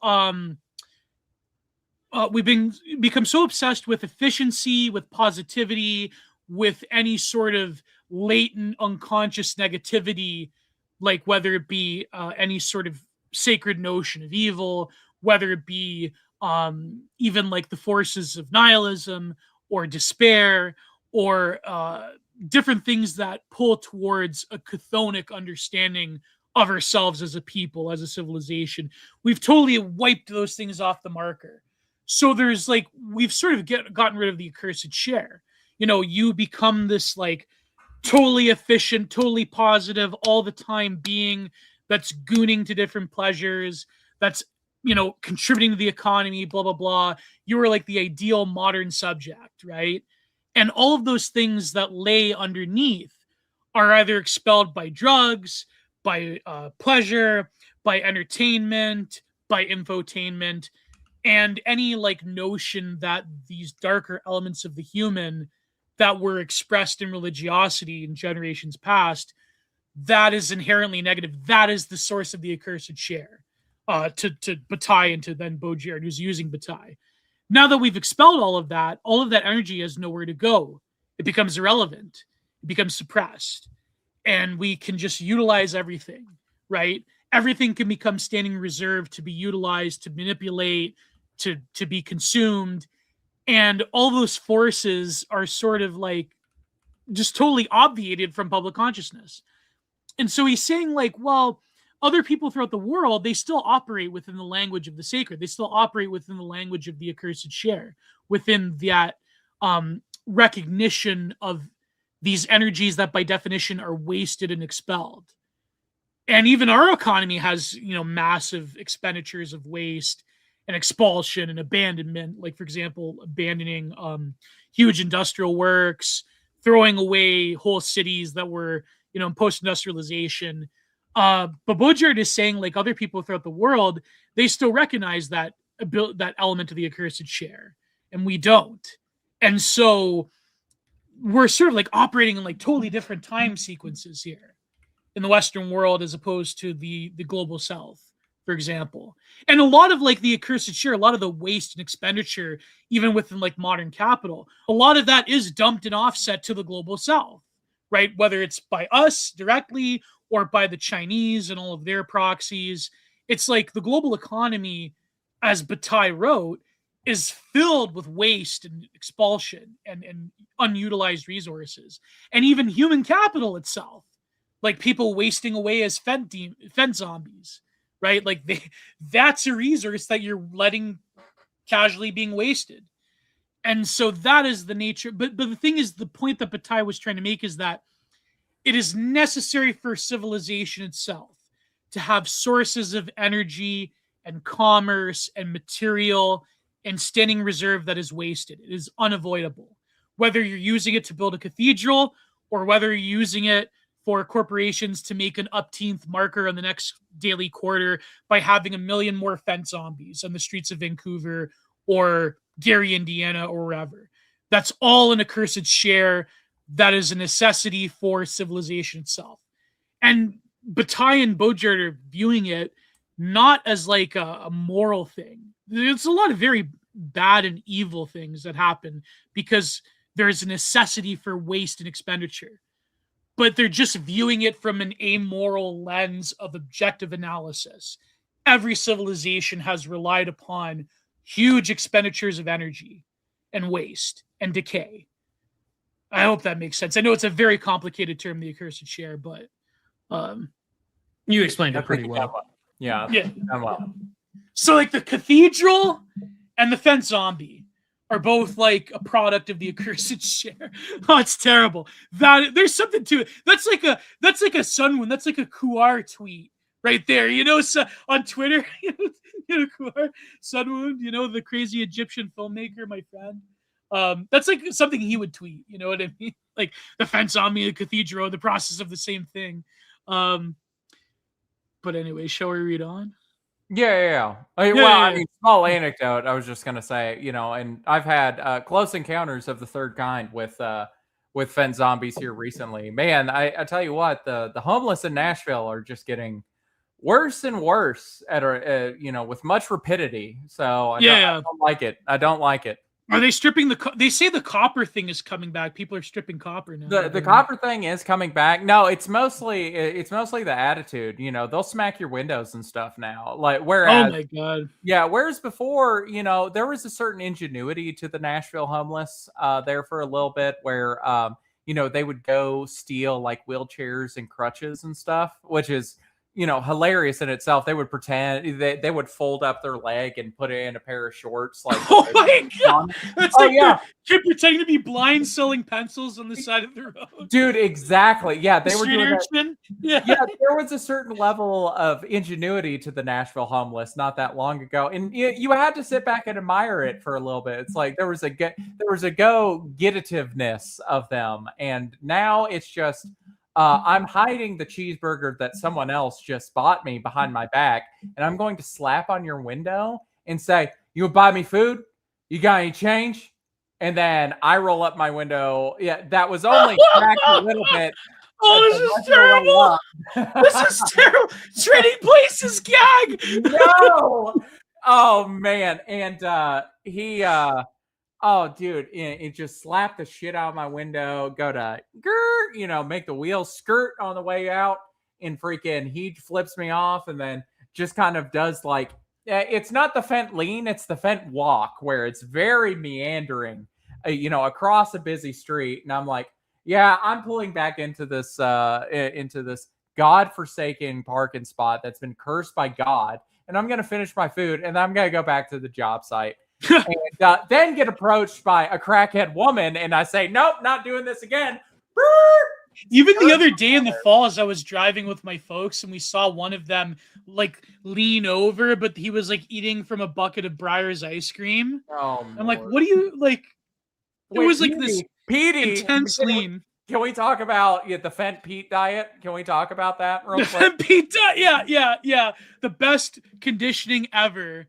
You're ever gonna get the Fent Pete diet. Yo, the W word that describes a white guy with teardrop tattoos that ends in an R, but it's Ray Pete, but it's Fent Pete. Hold on, that's a whole level of K lines that we can go down. Well, Mike Menser, he was a big proponent of the stimulants. There we go. See, it all comes together. It all comes together. Let's continue. Wait, this is totally a divestment. Do they have them in Dallas Fort Worth, Prude? Yeah, they do. I mean, not to that degree, although depending on where you are in the DFW area, the homeless are either speaking, Spanish, or it is a black guy who wants to really get a crack at your door, or maybe did you see that video? You gotta learn how to speak Urdu. There's no winning. Did you see the video from New York? I think one of our friends posted. Do they have those in Dallas Fort Worth where they they're cooking the tortillas and the meats on the grate? It's not like that. Cart? There's still some semblance of I don't want to say like Law and Order, because that doesn't fucking exist. But like it's not like that. No. Yeah.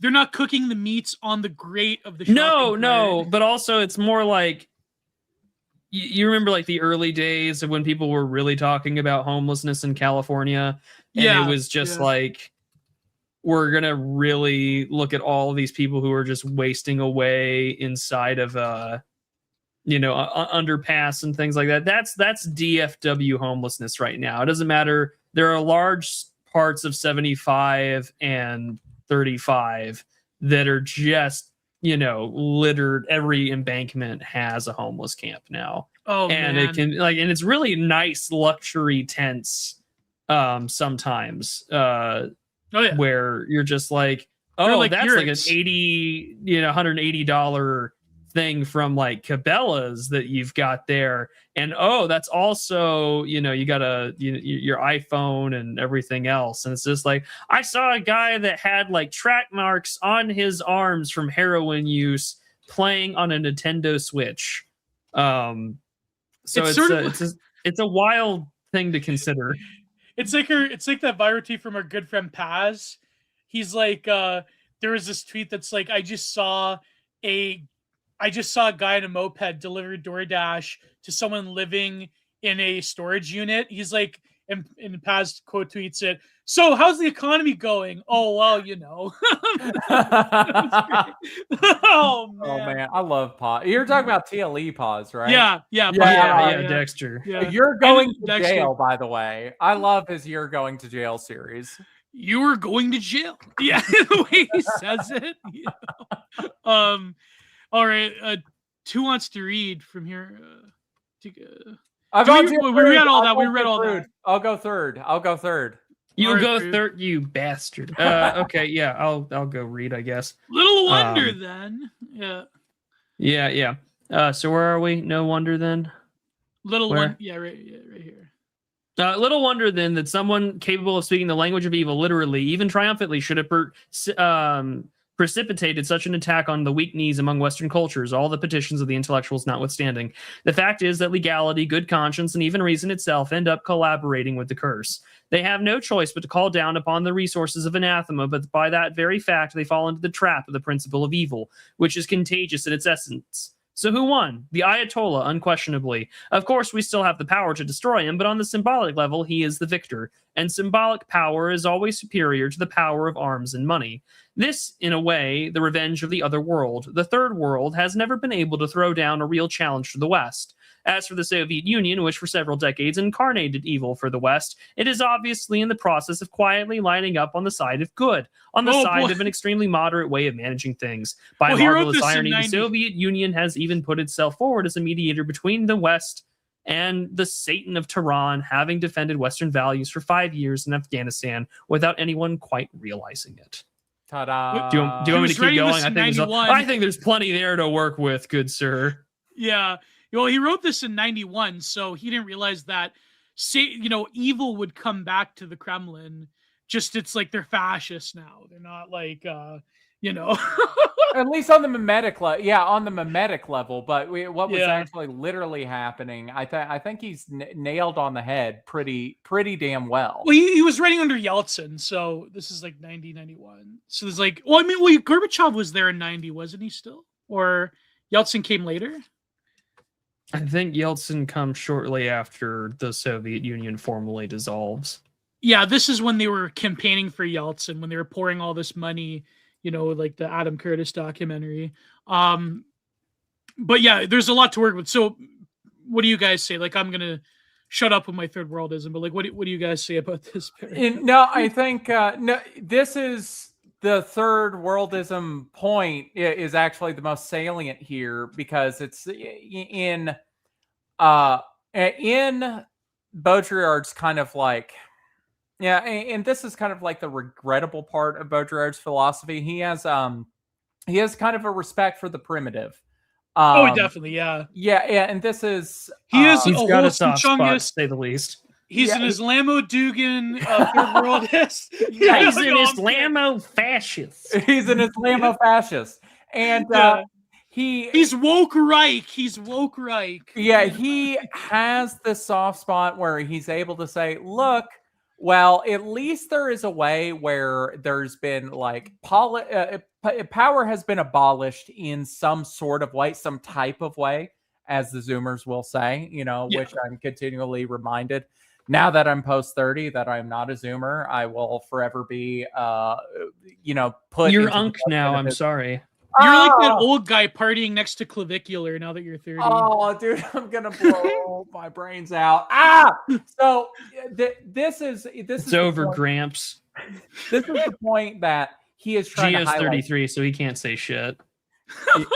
Yeah, old. That's true. You fucking old. So this is the point that he's trying to really highlight is like there is maybe some hope because power can be abolished and radically reorganized in some way. And maybe the hope is the third world. Like if all of the third world, gets in a super friendship party and like does the playbook, then maybe the reorganization of the world can happen in such multipolarity. Where we return to new sincerity. So it really is. It literally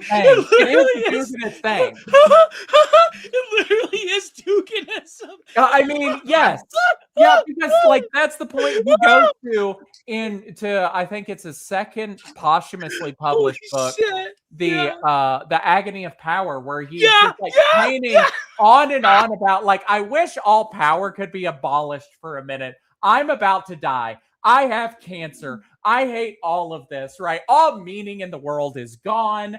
We have lost the great chain of being. You know, all of the good stuff. I'm watching The Simpsons. Yeah. All of the sincerity in the world is dead. And it's all because of language has fucked us. And then everything else that follows from language, which is everything else, has screwed us. And I just wish we could nuke the world. And then he dies. Right? But nuke the world with love, though. That's what he meant. Nuke the world with love. Yeah, nuke the world with He wants love. a love wins. Yeah, love wins. Hide here in sincerity, Groiper. Yeah, Baudrillard love wins, but it's a mushroom cloud over every major financial capital in the world. In the shape of a heart, and Baudrillard is a sensitive young man. He was just a little bit confused. No, but he would be like tweeting like, you know, like that one infamous tweet from a few months ago. Like if Dugan had Twitter, he'd be if Baudrillard had Twitter, he'd be like, you know, Mr. Jeffrey is the modernity. It is the Enlightenment. It is.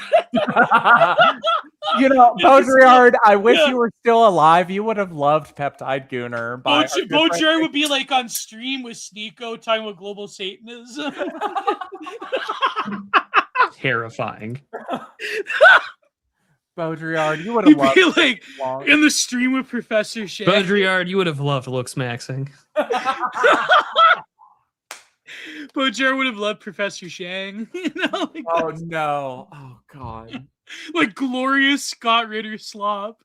It would be like there'd be the panel, like the Third Worldist panel, like Conor McGregor, Jackson Hinkle, and Jean Baudrillard.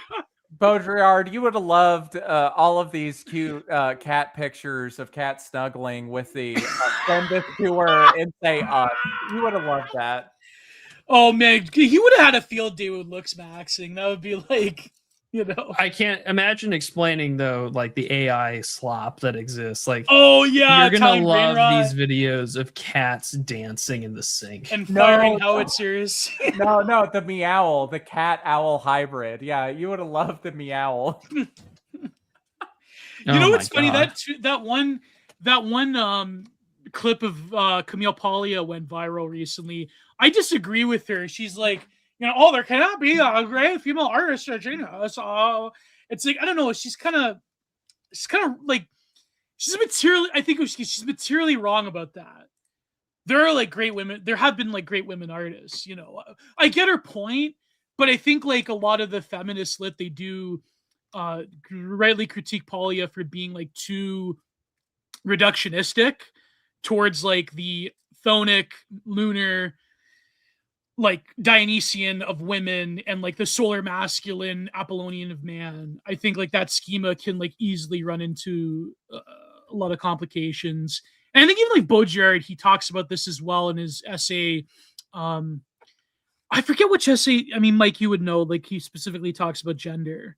I think he did talk about No, he talks specifically about gender in this essay, if we get to it. All right. There you go. Let's get to it. Prude, take it away. Alrighty, here we go. No, but notice how like he's saying the Ayatollah by consenting to the like in a way he's preempting the counter jihad people. But all right, I'm gonna keep us reading and moving along. Go ahead. Yeah. The reactions of fascination, attraction, and worldwide repulsion unleashed by the Rushdie death sentence are reminiscent of the depressurization of an aircraft cabin that occurs when the plane's fuselage is breached or cracked. Even when such an event is accidental, it resembles a terrorist act. Everything is sucked violently out into the void as a result of the variation in pressure made between inside and out. All that is needed for the small rift or hole to be made in the ultra-thin envelope that separates two worlds. Terrorism, the taking of hostages, is par excellence an act that punches just such a hole in the universe, ours, that is both artificial and artificially protected. Islam as a whole, Islam as it is, not the Islam of the Middle Ages, the Islam that has to be evaluated in strategic terms, not moral or religious ones, is in the process of creating a vacuum around the Western system, including the countries of Eastern Europe, and from time to time puncturing this system with a single act or utterance, so that all our values are suddenly engulfed by the void. Islam exerts no revolutionary pressure on the Western universe. that aged like shit. Nor is there any prospect of it converting or conquering. It's over. No, Mr. Baudrillard, you weren't here when the gates of Toledo got opened again. Well, he's It kind is of in the long content run. to destabilize it by means of viral attacks of this kind. Look at Dearborn. In the name of a principal evil against which we are defenseless on the basis of the virtual catastrophe constituted by the difference in pressure between the two worlds, on the basis of the perpetual threat to a protected universe, ours, and of a brutal depressurization of the atmosphere, the values that we breathe. There's definitely truth to that. The fact is that a good deal of oxygen has already escaped from our Western world through all kinds of fissures and interstices. Thank you. We would all be well advised, therefore, to keep our oxygen masks on. A good polishing off of the metaphor. Yeah, you can say a lot about Baudrillard, but that is beautiful. That is art. Keep your mask on. The West has fallen. He's kind of right in the long run, though, because I think it's not necessarily about, like, they're going to impose the global caliphate on us and they're all going to be radical Wahhabists. It's more of, like we were saying, it's more of, like, an identity ethnic thing, whereas, like... it's a much more explicitly racialized... Yeah, and it's a caustic solution that will slowly dissolve, like, any amount of society that is. Which to Baudrillard, that's even worse of a black pill than, like, just us becoming the global caliphate. Yes, like, that's even worse in a lot of ways. The global caliphate has a positive imposition of values, right? The black pill of Baudrillard is that the death of society is in a self-effacement, right? Is that right? And you don't have to you don't have to agree with the global caliphate, obviously. That goes without saying, but right. But there is an instantiation of positive values, right? So that means there is something at least real there, right? What the West has become has a self-effacement.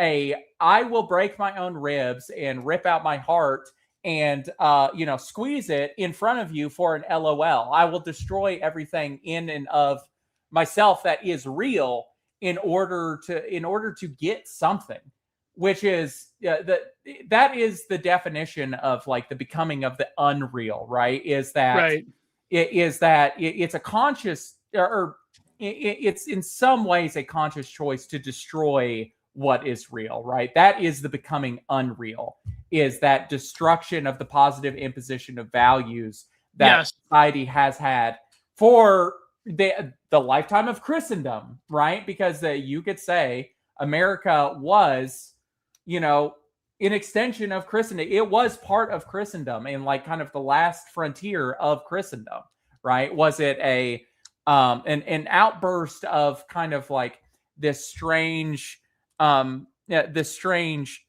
Anglo-Calvinism. It was a Protestant kind of like outburst, an explosion of energy into a new world, right? But it was an extension of Christendom, but it has become something else. It has become a reversion of itself into something that's twisted and malignant. And that engine's still there, like Nick Land is writing about recently. Like So, but Nick Land is talking about, like, the particularisms of the malignancy, right? But Baudrillard here is just identifying the malignancy. Yeah. Another point too is that I think he's kind of a bit wrong about the seductive power of Islam, because there's obviously, like, a lot of not a lot, but, like, there's a minority of, like, Western male converts. Like we mentioned Adam Gadon, but also there was other ones. Like, there was this one case recently. A lot of redheads. Yeah, a lot of red. Yeah, not recently, but there was a case in the 2010s. I believe it was Frontline that had this, like, extensive archive of this guy who was from, I forget which state, but he went to Syria to fight with al-Nusra, and he, like, was recording. He actually fell out with them, and he may or may not have met his untimely end by questioning the plan of the jihadis. So like I think Baudrillard, he's kind of like he does know about that there would be an interim period of exoticism like there was in the 2010s. Like it seems that like exoticism and Orientalism always come down the pipe eventually, again in a newer, stranger form. But I even like that sort of thesis of the power of Islam, like unmooring the Western chud in a world without values and giving them values. Like you still kind of see that, but not really. Like, for example, a lot of people made hay out of this when it happened a few years ago. But do you remember in Afghanistan when the Taliban took over? They had like this utter despondency and despair at the fact that they had to become like civil servants and bureaucrats rather than waging a holy war. It's like they were like these, you know, Pashtun warriors, and now they have to do paperwork. It's like, oh my God, like that's a fate worse than actual martyrdom. It's like going from being a warrior jihadi to being like a bureaucrat. And people, like, you know, a lot of journalists, they made hay about that back in the day, like a few years, 5 years ago. But there's something to be said about that. Like that civilizing, quote unquote, process is atrophying a part of you to buy into the actual governing of a civilization in its like autumn going into winter period. Whereas like the expansionism of the spring is much different than the sordid, quasi-nihilistic, last kick at the can expansionism of an empire in its winter phase. That makes sense. Like it's, and then they experience that firsthand. It's like after 20 years of a brutal, bloody conflict with the West, the Taliban won. I mean, well, it's debatable what winning is because, you know, America pulled out. But let's say for argument's sake, okay, yeah, the Taliban won. The Taliban rules Afghanistan. It was no different. The day before Tora Bora in 2001 is the same as Afghanistan nowadays. And there is no difference after 20 years of the war on terror. But that being said, winning is the actual work of governance. It's not, and it's despair. It's soul crushing. Like all these guys were fighting for 20 years. Like, you know, you got guys that were trained by the CIA, like Hekmatar, and now he's got to be a politician. Like, come on, man. You know, like it's over. So I don't know where I'm going with that, but I do think that's a very interesting observation where I think Baudrillard, he's sort of overextending this metaphor of a clash of civilizations thesis, whereas, and a lot of people on the political right do this as well. Like the whole, like, someone mentioned the clash of civilizations narrative in regards to the recent Palantir manifesto. But I think that these things are much more culturally porous than what Baudrillard's giving credits to, and what a lot of people in the discourse from the past 20 years give it credit to. Either way, not just like red-headed people in the UK becoming Islamists and like, you know, oh my God, they got the halal sausage breakfast, full English breakfast. It's like, you know, Dean over Dunya, but it goes the other way as well. You know, like now the Pashtun warrior has to be a bureaucrat. Like, yeah, yes, yeah. What? But you're talking about like a science of history there, right? Like right, that. Right. The grand meta narrative can only be identified in the rear view. Right. Exactly. So, exactly. Mechanically, what's happening on the ground is something that is very messy and ugly and hard to identify in the big picture because it's all happening in sort of pockets of potentia.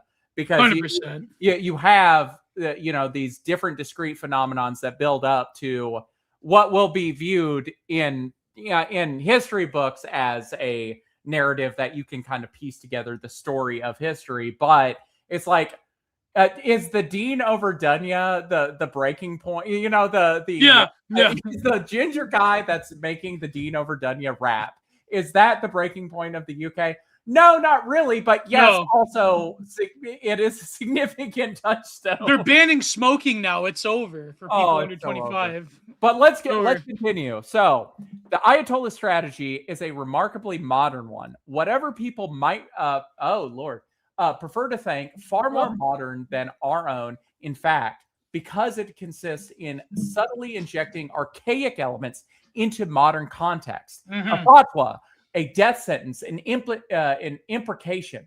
No matter what, if only our Western universe were solid, all this would be meaningless. If we were still Christendom, this wouldn't matter. It would be, yes, crusades now. You want my death, I want yours. Let's meet with clubs, right? But instead, it's not. We're in a much more fragile state because, unless it's going to war for another power. That's different. The real tragedy. The real tragedy, yeah. It's never in our interest. Yeah. In the event, however, let's crack a beer. In the event, however, our whole system is swallowed up and serves as a sandbox, as a superconductor for the virus. What does this mean? Here again, we see the revenge of the other world. We have visited so many germs and sicknesses, so many epidemics and ideologies upon the rest of the world, which was utterly defenseless against them, that our own present defenselessness against a vile, archaic microorganism seems to be a truly ironic twist of fate, which I think is true, right? It's materially true, but he's saying it in like a very almost like we have no immune system against the Islamic mind. Yeah. We have no defenses against Islamofascism. We're just struggling to figure it out. Yeah, I think, like, for example, the migrant crisis wasn't in toto the cause caused by the excursions to the Middle East, but a lot of it was caused by that, in tandem with the very belief systems of transnational progressivism that would allow those people to come in en masse to begin with. So it's like this double punch of formation of the changing world in the West, in Europe in particular, and also in North America. I mean, which is the very next line. I mean, what you're identifying there, that's the next line. Even the hostages themselves become a seat of infection, right? Which is, you can say that in some small part, some of these migrants they have a victimology of sorts, right? Right, yeah. They are not, it's not like they're entirely not abused, right? But they are a seat of infection. Yet you bring them in, guess what? They're gonna have no carnally your women without their consent. There is going to be an well, they have a totally different cultural understanding than we do. That's but there is in so many ways, and this goes to other works of Baudrillard, like The Spirit of T-wordism, where he talks more about hostage taking, about like how hostages in themselves become kind of like a carrier of like a viral load. They're almost like HIV patients. Like you almost have to isolate them away from society because like they have like a negative entourage effect around people, right? And it's some sort of like intangible quality that after some sort of hostage taking situation, like these people actually have to be managed. And if you'll cast your mind back to what was it, Prude or Matt? The CRS, right? The government organization that would go around to the Community Relations Service. They would go around to these victims of specifically racial crime, and they would say, look, you have to go on TV and say that, I just love all people, and my son loved all people, and it's all okay, and praise Jesus, and just leave enough alone, or else we will ruin you, is the implication. We are the federal government. We are talking to you. The federal government doesn't talk to you unless there are implications of enforcement action, let's say. So, well, they outsource it to a lobbying group, to like a PR group. Sure, but the implication is... Yeah, but this has also been a part of the federal government since the Civil Rights Act of 1964. Yeah. Right. Yeah. So, to continue. In his recent book... I'm going to butcher this. Le Métier d'Odysee. Maybe? Close? Yeah. I don't know. For being a Francophile, I'm horrible at French pronunciation. profession hostage, which is a brilliant parenthetical. That's my profession, a professional hostage. Profession, accursed. Yeah. Profession, the R word, APED. You know, like it's so good. Elaine Basquet, whatever the fuck, I don't care anymore. Basquet has shown how the hostage, as a tiny portion of the Western world sucked out into the void, cannot and does not ever want to return home. This is certainly in part attributable to the victim's loss of self-esteem. But they're marked forever. Yeah. But it's also because of his own people, his own country, and his own fellow citizens are diminished collectively by their forced passivity and their ordinary cowardice. They become a sin eater. Yeah. They become a sin eater. They become a voyeur, right? It's a forced voyeurism on the general populace. You have to watch the TV and see. You have to watch 9/11. You have to watch the hostage situation. You have to watch the FBI hostage negotiation team. You have to watch this over and over again. You have to be a voyeur. And you have to talk about it with other people when you're not watching the news, right? This is spectacle. You are a victim of spectacle, and society will make sure you stay a victim of spectacle. Anyway, and also by the act of negotiating itself, which is both degrading per se and ultimately useless. Beyond the question of negotiation, every hostage taking bears witness to the unavoidable spinelessness of entire societies with respect to even the most insignificant of their members. Mm-hmm. This indifference on the part of the community is echoed by each individual's indifference towards that community. This is how we operate in the West, badly. And such is the political impoverishment pitilessly illuminated by this strategy of taking hostages. The destabilization of the single individual effectively destabilizes the whole system. This is why released hostages can never forgive their compatriots for making heroes out of them. Such heroes are, in any case, immediately hustled out of the public's view. Yeah, you never hear about them ever again. You never hear about them ever again. And they serve their purpose. Yeah. This is universal in the West. Once you are part of the spectacle, you cannot... Yeah, you are an info hazard. You are a walking, talking info hazard.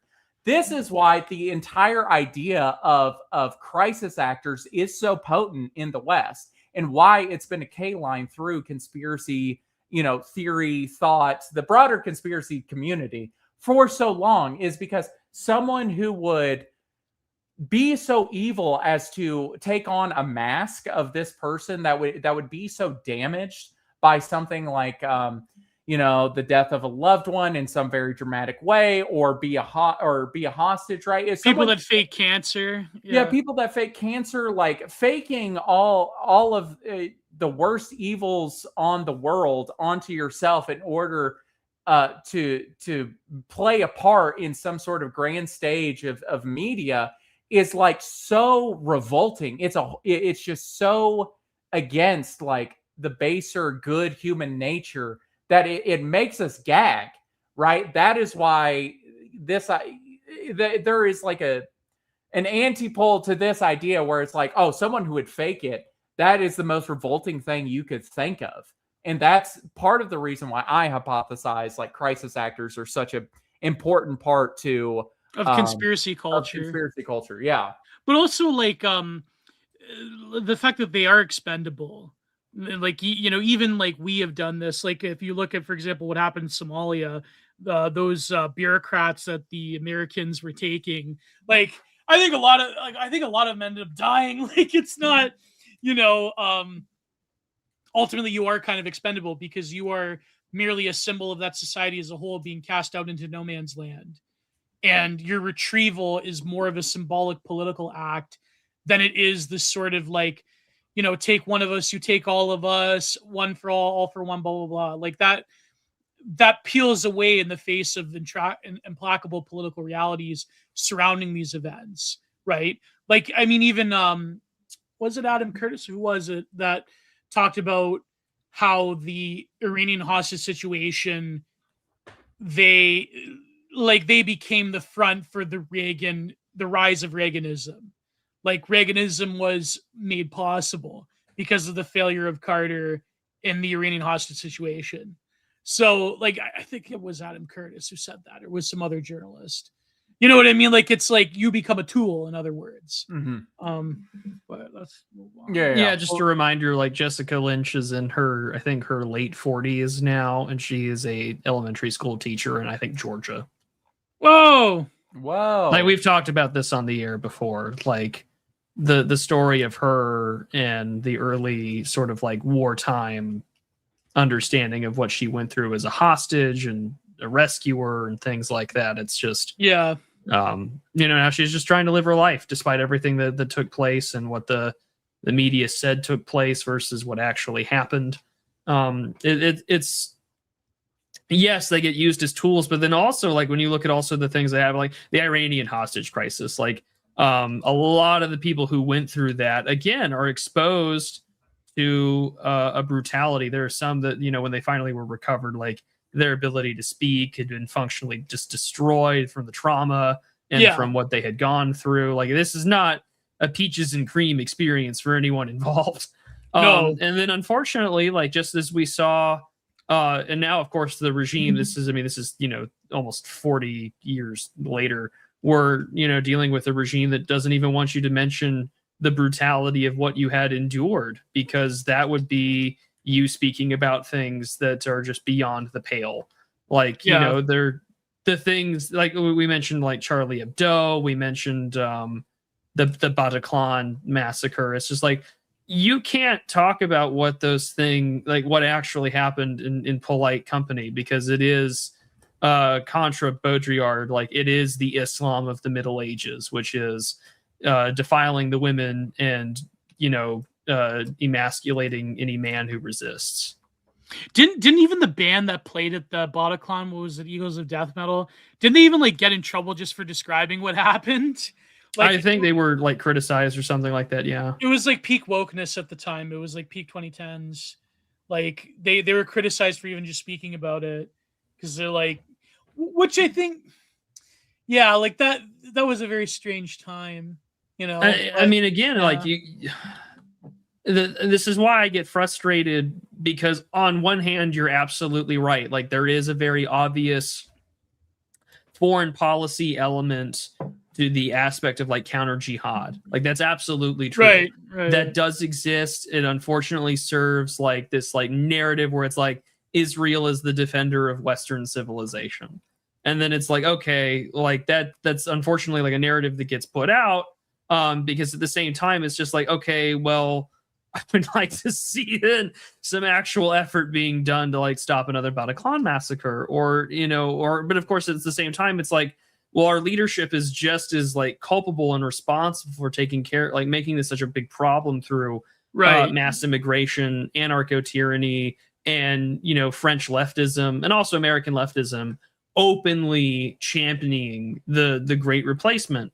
Which, I mean, this is why, like, Submission by Houellebecq remains one of the most interesting political, pieces of fiction of the 21st century so far. Well, he goes into the psychology of living through it as well, more than because it's just like, well, what? Like we're a self-aware people. It's not like we have a bicameral mind. It's just that we're fundamentally aware of the fact that like I would get arrested for saying the honest truth about what's going on.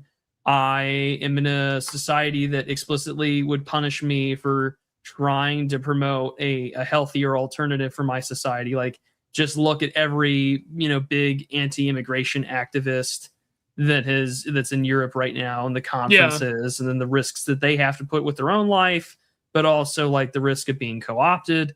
Like, no one's a winner here, or at least at present.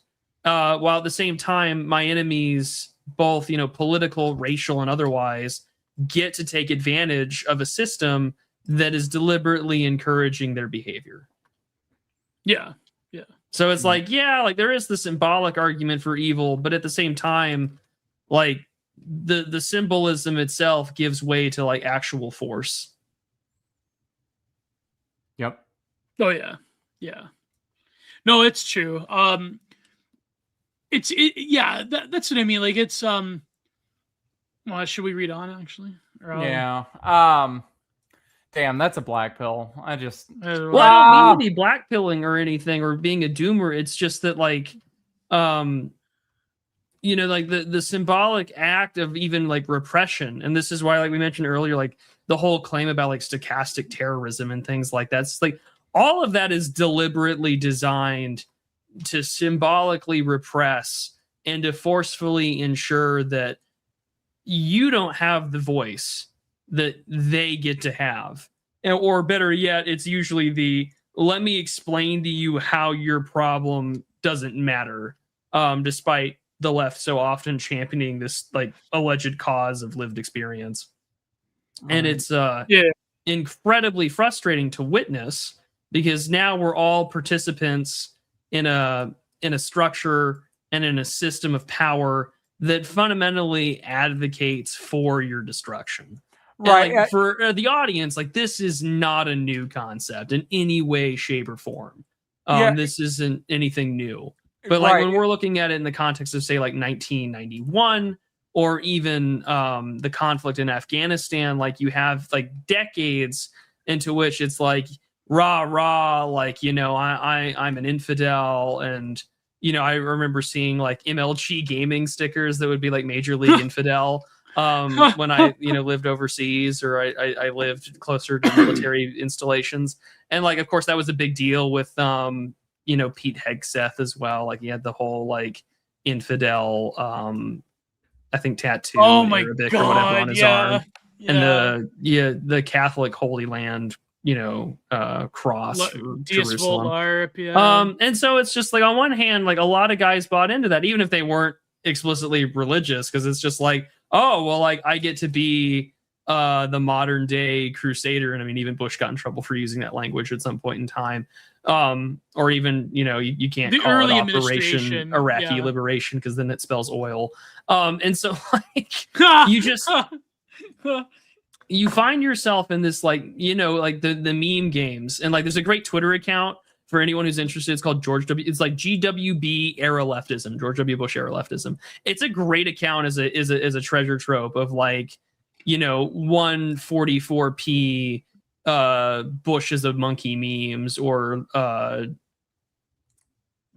Dick Cheney playing with little army men. You know, like it's a wild time. But I say all this to just sort of cap it all off, to just point out that like terrorism, you know, for what Baudrillard has written about extensively, like it wins. And now looking at this 30 years on, what gives terrorism the chance to win effectively, of course, has been the traitorous attitude of our elites. Yep.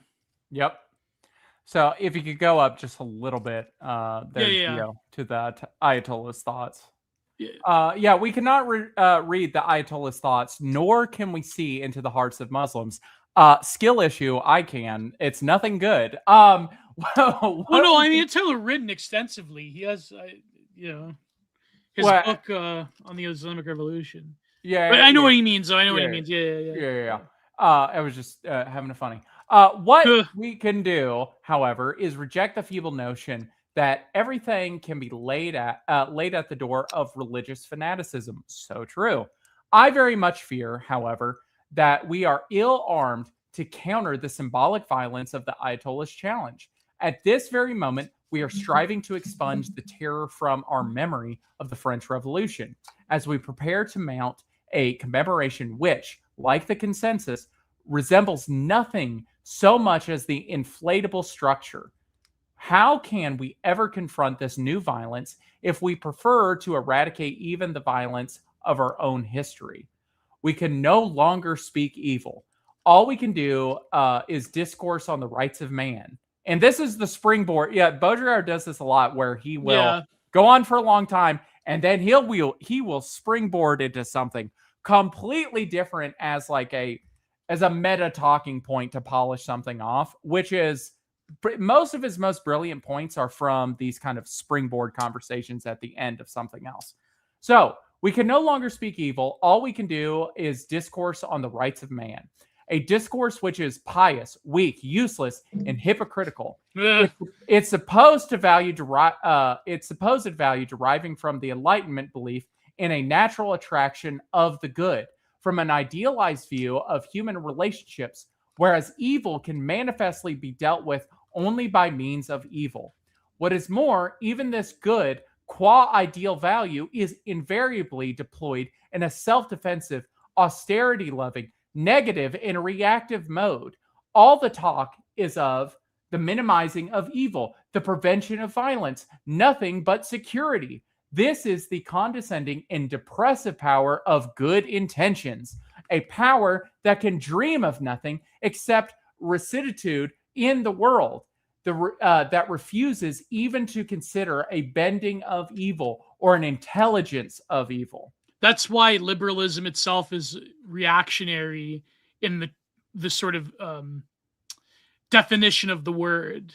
Yeah, right? Cody Wilson made this point, is that progressives are conservative, progressives are reactionary. He made this very point. Yeah, and that he was probably thinking about something along these lines, about how it's maintaining this kind of like a superstructure of the longhouse, but it's like a longhouse that's like more abstracted, which is like the evil of the longhouse is like the evil of the path to hell is good intentions all the way down like that. It is the most the longhouse is the distilled version, right? The path to hell is paved with good intentions is the Platonic ideal of this problem.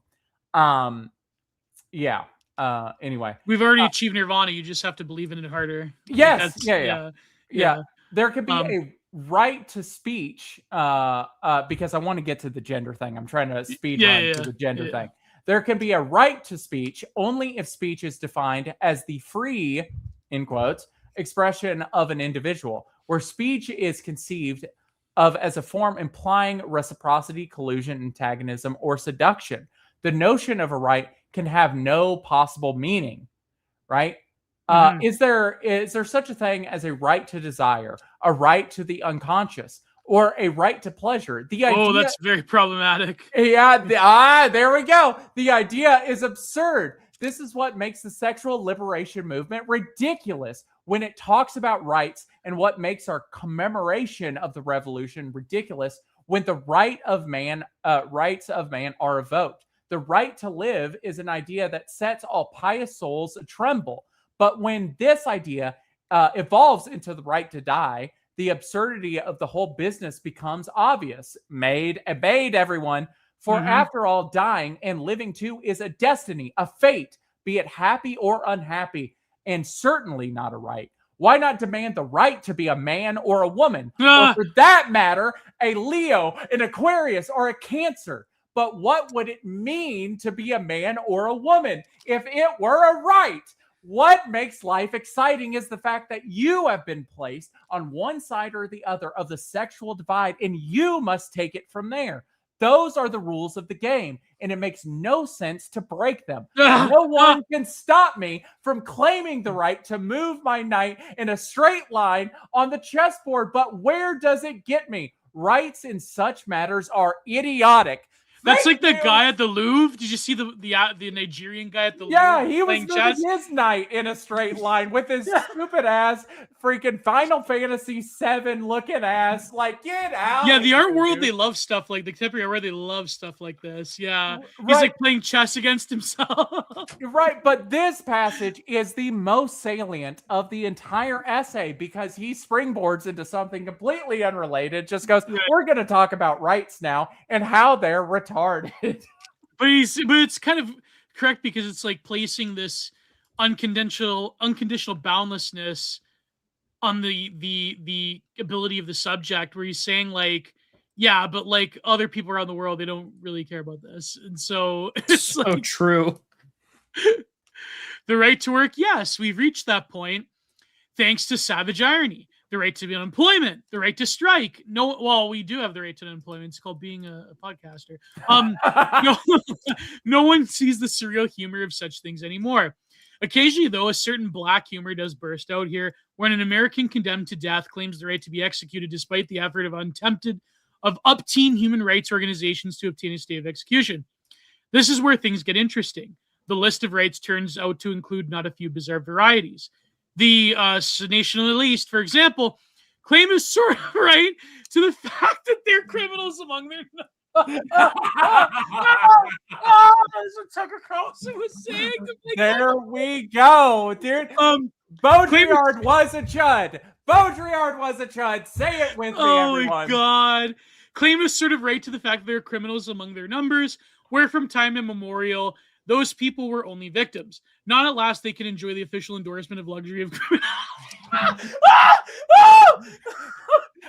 Everybody, give Baudrillard a round of applause. Thank you very much. No, but it's funny because, like, even this though, like parapolitics people, they say this, like they want to have a claim to a right of criminality. Like that's, you know, I mean, even like die in the wool, like leftist third worldists would say this. So it's not like a totally in British politics, I think they would call this leveling up. They've leveled up having criminality. Oh my God.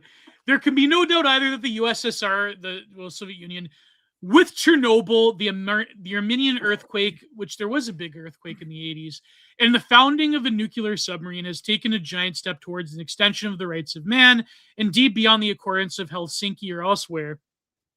For the Soviets have clearly laid claim to the right to catastrophe.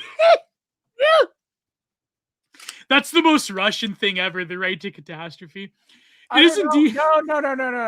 Matt will kindly point out. No, I think that's actually the most French way you could ever claim anything. And I mean, this is obviously Baudrillard is French, but like that's a very French claim. Like the Russians have the right. You have the right to catastrophe. This is the most dismissive, racialized language I can think of. You have the right to not maintain. Professional modern day infrastructure. You have the right to blow your shit up. It reminds me so much of when John Kerry was Secretary of State under Obama, and he was talking about like some climate thing, and he was just like, in America, you have the right to be stupid. And I know that on one hand, I'm like, you're probably making a sly reference to Weird Al, but also at the same time, like he is talking about how like America's like lobbying and everything, like it's not on board with like the EU energy like death knell of its own infrastructure. But like it is to me at least like, you know, the rights to catastrophe. Like everyone has a right to this, a right to that, or a right to be executed via firing squad. Like when you're framing it in absurdist terms, you're right. Like the positive right liberal analysis is going to look incredibly dumb. And to a large extent because it can be. So funny because today Alex Jones was interviewing Victor Boot. Yeah. The most notorious arms dealer in the world. Like it's just time for a gay pride banner. Yeah, the right to catastrophe also speaks to something that's uniquely American, which is we are so eschatological. Matt, you have pointed this out. Yeah, I gave a whole talk at this at a conference last year. That's like that line of The Simpsons, the spring break one, where Homer goes in and like it's the C. Capu cousin that's running the store. He's like, celebrate America by blowing up a small piece of it. or Nicolas Cage in one of our favorite films. You know, it's like 1 in 11 people in the world are armed. The question is, how do we arm the other 10? You know, that movie was about Victor Boot. Exactly, it all comes together, right? Yeah. We now have he's like like catastrophe. Personal use, you know. You have the right to be killed by a random Nigerian man down the street over some hood thing using a Glock that has a switch on it that's illegal for you to purchase, that may or may not have been produced by a third party that came in smuggled in somewhere, or worse yet, manufactured via 3D printing. Like it is just it's wild. Like if we're gonna engage in the absurdism, it's like you have the right to be stabbed by a homeless person in Nashville because you didn't give them a burger. When they already had a burger. I'm gonna keep continuing to revisit this. He was hiding a burger behind his back that someone had already purchased him. You entitled fuck, dude. You deserve to be vaporized. I will vaporize you. You are evil. Oh my god! In Minecraft, in Roblox, in Roblox. Oh, go read. Isn't it wild that Roblox has become the one? I can't believe Roblox still exists. But like number two, like, isn't it wild that Roblox is like simultaneously the place for arms dealing, human trafficking, drug, sex cults, LARPing for all kinds of ideology, political extremism, recruiting. Like, there are future DA listeners being radicalized on Roblox right now as we speak. Yeah. And it is also where the vast majority now of kids learn how to program because they learn the Lua programming language. That's true. In order to make. Yeah, you want to know a weird, how I know this is because I wrote an essay for the Frontier magazine, and I got to write about video games, and I talked about like indie games, and I mentioned a lot of the like popular streamer, become a voice actor overnight kind of video games. Lethal Company is made by a 21-year-old furry who learned how to program thanks to Roblox. Yep. Oh. Everyone go read the Alaric the Barbarian mini tweet thread about Roblox. Everyone go seek that out. I'll probably repost it after we're done streaming. Is Alaric detransitioning now? No, never mind. I have not my business. Not my business. Not my business. All right. We don't attack detransitioners. We don't attack detransitioners. Oh my god. They've been through a lot. Yeah. In the sphere of rights, the irresistible trend is towards a situation where if something can be taken for granted, all rights are up too. This is like debate, bro. Like, this is like Sargon of Akkad versus Anita Sarkeesian 101. But it's so true. All the rights are obtuse. Read Locke. What if a right must be demanded if it means the battle is already lost? Thus, the very call for right to water, air, and space indicates that these things are already on the way out. Well, no thanks to certain tech companies and big agra, that's probably not far behind. Similarly, if that's the case, then saying a right to a homeland means it's a pretty lost battle. Yeah. Which is tragic. Very tragic, yeah. Simultaneously, the evocation of a right to reply signals in the absence of any dialogue and so on.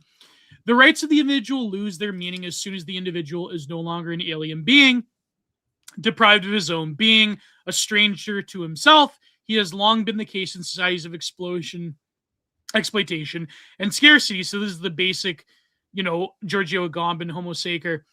In postmodern avatar, however, the individual is a self-referential and self-operating unit. Under such circumstances, the human rights system becomes totally inadequate and illusory. The flexible, mobile individual of variable geometric form is no longer a subject with rights, but has become rather a tactician and promoter of his own existence, whose point of reference is not some agency of law, but merely the efficiency of his own functioning or performance. This is Foucault. This is Agamben. This is, Byung-Chul Han. This is everything. Speaking of Agamben, are you going to finish the necropolitics, or you just got to leave that forever unfinished? I thought I finished that. No, you didn't, because I was very excited for the finish of that. I was listening to it. Maybe we can do it together. Yeah, exactly. Let's do it together. Politics together. All right. Yet is precisely now that the rights of man are acquiring a worldwide resonance. They constitute so he's like writing this, the birth of the the revival of the new age as well in the mid 90s or early 90s. They constitute the only ideology that is currently available, which is as much to say that human rights are the 0 point of ideology, the sole outstanding balance of history. Exactly. It's like ideologyless people are tricked into thinking that liberal Whig history is without ideology. This is like the James Lindsay, everybody else is ideological, not us. We're just the natural assumption of history. Right. There's been a natural rebalancing of powers, there's been there's been a natural selection process for both social systems, but also governments and governance, right? Yes. Governance. That's been an evolution until the point where, the maximalization, it's been a maximization function of like rights as like in a Platonic ideal until we kind of reach that state. Like it's evolved to this point, and now it's like Right. kind of perfect if you believe in it enough, like you said earlier. Yeah, exactly. You just have to believe till you can't believe anymore. Human rights and ecology are the two tenets of the consensus. The current world charter is that of the new political ecology. Ought we to view this apotheosis of human rights as the irresistible rise of stupidity as a masterpiece which, through imperialed, is liable to lighten up the coming fin de siècle in the full glare of the consensus, the sickness of the century? Go to generateproductions.com. Boom. All right. No, but he's saying that this will breed a sort of stagnation and will lead, I think we're kind of in already another sickness of the century. Let's be real here. It's, that will lead to another sort of, I remember at the turn of the century, they called them nowhere men. The French had a term for this. It was something like nowhere men, where like there's these like effete nihilists that would just sit around, drink and write and read poetry, and they wouldn't do anything. They were kind of like great podcasters. Yeah, exactly. They were like proto podcasts. They were like half chuds, half effete terribles. Like, they sort of like didn't feel a purpose in any social order. And then you had in the 19th century, before the Bolshevik Revolution, you had like a hardcore Russian version of it with like the young nihilists, where they were kind of like that, but they were more violent and dejected. And so you see this like common theme at the cusp of industrialization and new media and the sort of like reign of disenchantment, where this is the wave of like nihilist anarchism, yes, right? Because you could see it with there's no value, no purpose to anything, sort of deal. Right, like you had the Bono Gang, the invention of the getaway car, bombs being thrown like into like crowded streets and stuff. Like nothing means anything means nothing. Nothing means nothing. Everything sucks. Like I'm either going to just like pursue my kind of like personal pleasures, or I'm going to destroy everything that exists, right? And those were the two paths for not even sensitive young men. It was broken young men, right? Yeah. Because this was the beginning of the real loss of the great chain of being. There was no anchoring these men because they were the first link on the chain that started to crumble and break, right? And so it was a huge wave across all of Europe, during industrialization, it's a horrible, that is probably, if I wanted to do any sort of history piece, it would probably be on those stories of particular men from that period and that movement. And like, what did it actually feel like to be on the cusp of such a change of an era where you are hopeless, right? And so the diary of a young chud. Yeah, it's a diary of a young chud type shit. And that's type shit, bro. I kind of empathize at least a little bit with that. Like this is where Dadaism comes from as well. This is why they were like obsessed with their own bodily functions and all actualities and so on and so forth. Like there's like always this madness that pulls towards the certain stage in Freudian development when it's like this polymorphous perversity that becomes plentiful. Like you even see this in Berlin. You have like all sorts of perversions that are catered to in such a great loss of an absence of meaning.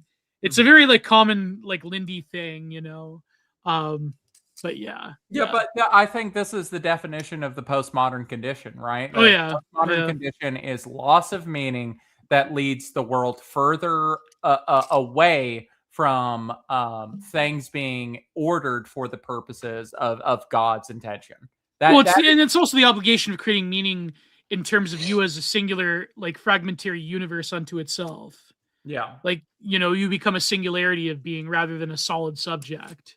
Yeah. But yeah, so we're going to say, is that what you're going to say? Yeah. No, I mean, I think that polishes off my point, and I think, I'm glad that we got all the way through this one, because this one is an excellent one, especially when he springboards off it to rights, not just like the kind of prescient points that a lot of this were pretty prescient. About like kind of the inputs that led to the current predicament we have in Iran, and it was fun to kind of like bounce like, the current predicament against like some of the predictions. And a lot of like the political and geopolitical writings of Ayatollah Khomeini are very interesting to understand the current conflict as well.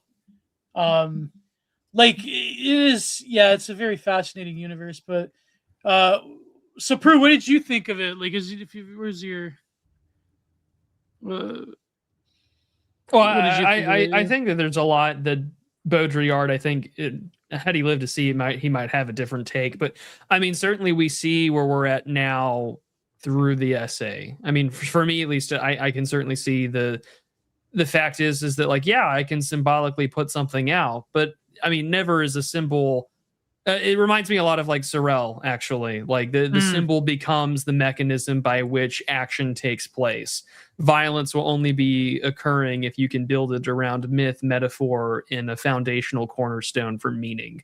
And while it's not like the revolutionary socialists of like the 1848ers or the 1870s, it's instead, now an encompassing religion where through evangelization comes by the sword. It's not so much, go forth and preach to the nations. It's go forth and destroy the heathen, and make sure that there's only one God, and he only has one messenger. And so, I don't know. There's a lot here that I think that has aged very well, but also you can see the roots for conversations we have now over cancellation and what gets called stochastic terrorism. So it's good. Culture war in general. Yeah, there's a lot there that gets appropriated to our current day. Yeah. Well, even like the response, you get called a pomo trad by James Lindsay. Yeah, but like even like the whole there is this one thread by a guy I'm not going to name, but like he's like, I don't care how we got into this. Now we got to win this. We have to win. I don't really care if I'm I don't really care. And I think that impulse comes from there is something that a mutual of mine what's oh man, what's do you know the one account on Twitter? What is it? Let's see. Probably NRX Normie. Oh, antinormianism, antinormian. Yeah. Anti-NRX. He had this tweet. He's like, in the absence of God, in the absence of identity, in the absence of everything, just winning becomes this like condition of existence. Like as long as we're winning, it's all right. Whatever winning entails, whatever sacrifice we have to make, it's just this like baseless notion of like we are number one upon the world, upon the ash heap. The grind set. This is grind set bro 101. As applied to geopolitics. This is like it's Jean David Ebert. Like if I can reign over the midden heap of history, it's all right. It doesn't matter what I lose. Society as grind set. Oh no, that's disastrous. That is a disastrous concept for me. But it's true. It's true.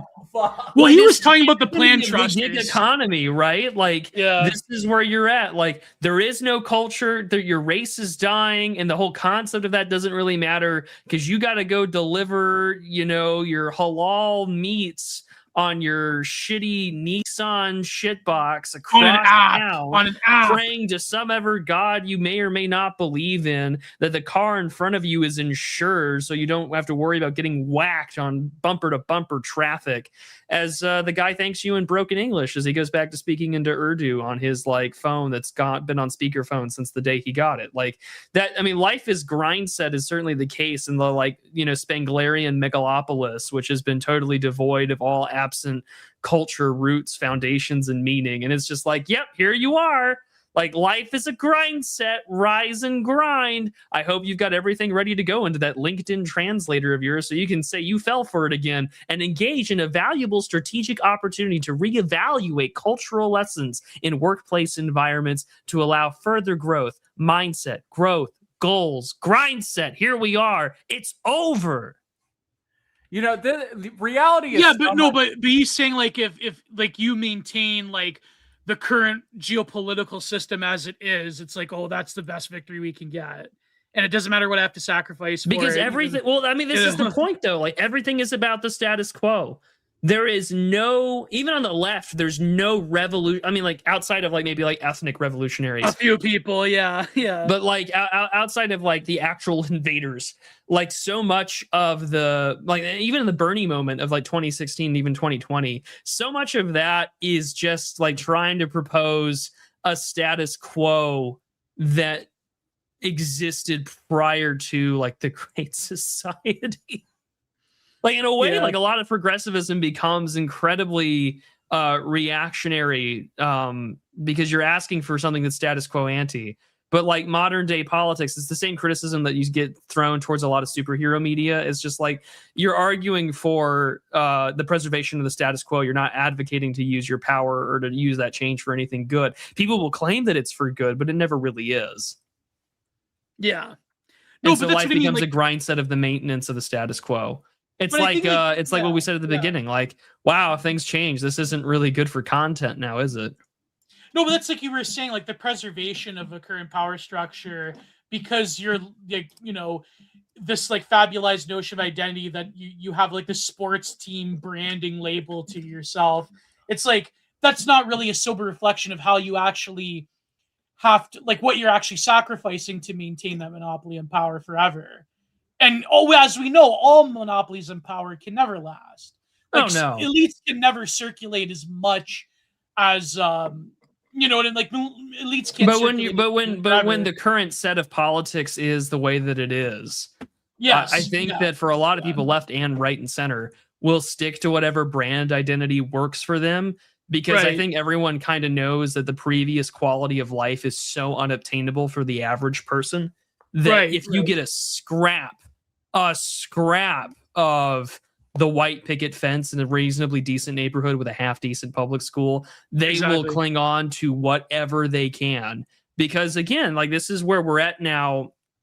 Like, you know, McLuhan says that like violence is just a quest for identity. Well, like when it becomes a hyper commodified, gamified, and monetized environment, what do? Well, you're going to like, you know, form into cliques and group identities and factions in order to maintain coherency within your own subset and identification, but also in order to do that because you want to say fuck you to the other guy because you want to be a winner. Yeah.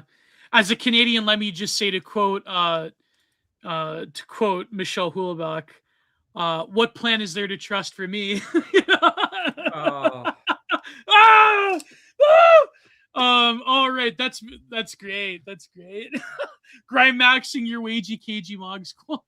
I have unemployed friends who text me so they can treat me as like a visit to look out the window of my wage cage. Yeah, that was a great tweet about like the text by in the middle of the day by your unemployed friends is vital. It's like your window to the cage. Literally, that's Onizuka Groiper every time he texts me because he's in law school and he doesn't have a job. And he's like, hey, buddy, what are you doing? And I'm like, fuck you. That's the next title of a content-minded extra or a core report. What plan is there to trust for me? They all get crypto sound or somebody talking about Canadian politics. What plan is there to trust for me? You know, I'm gonna tweet.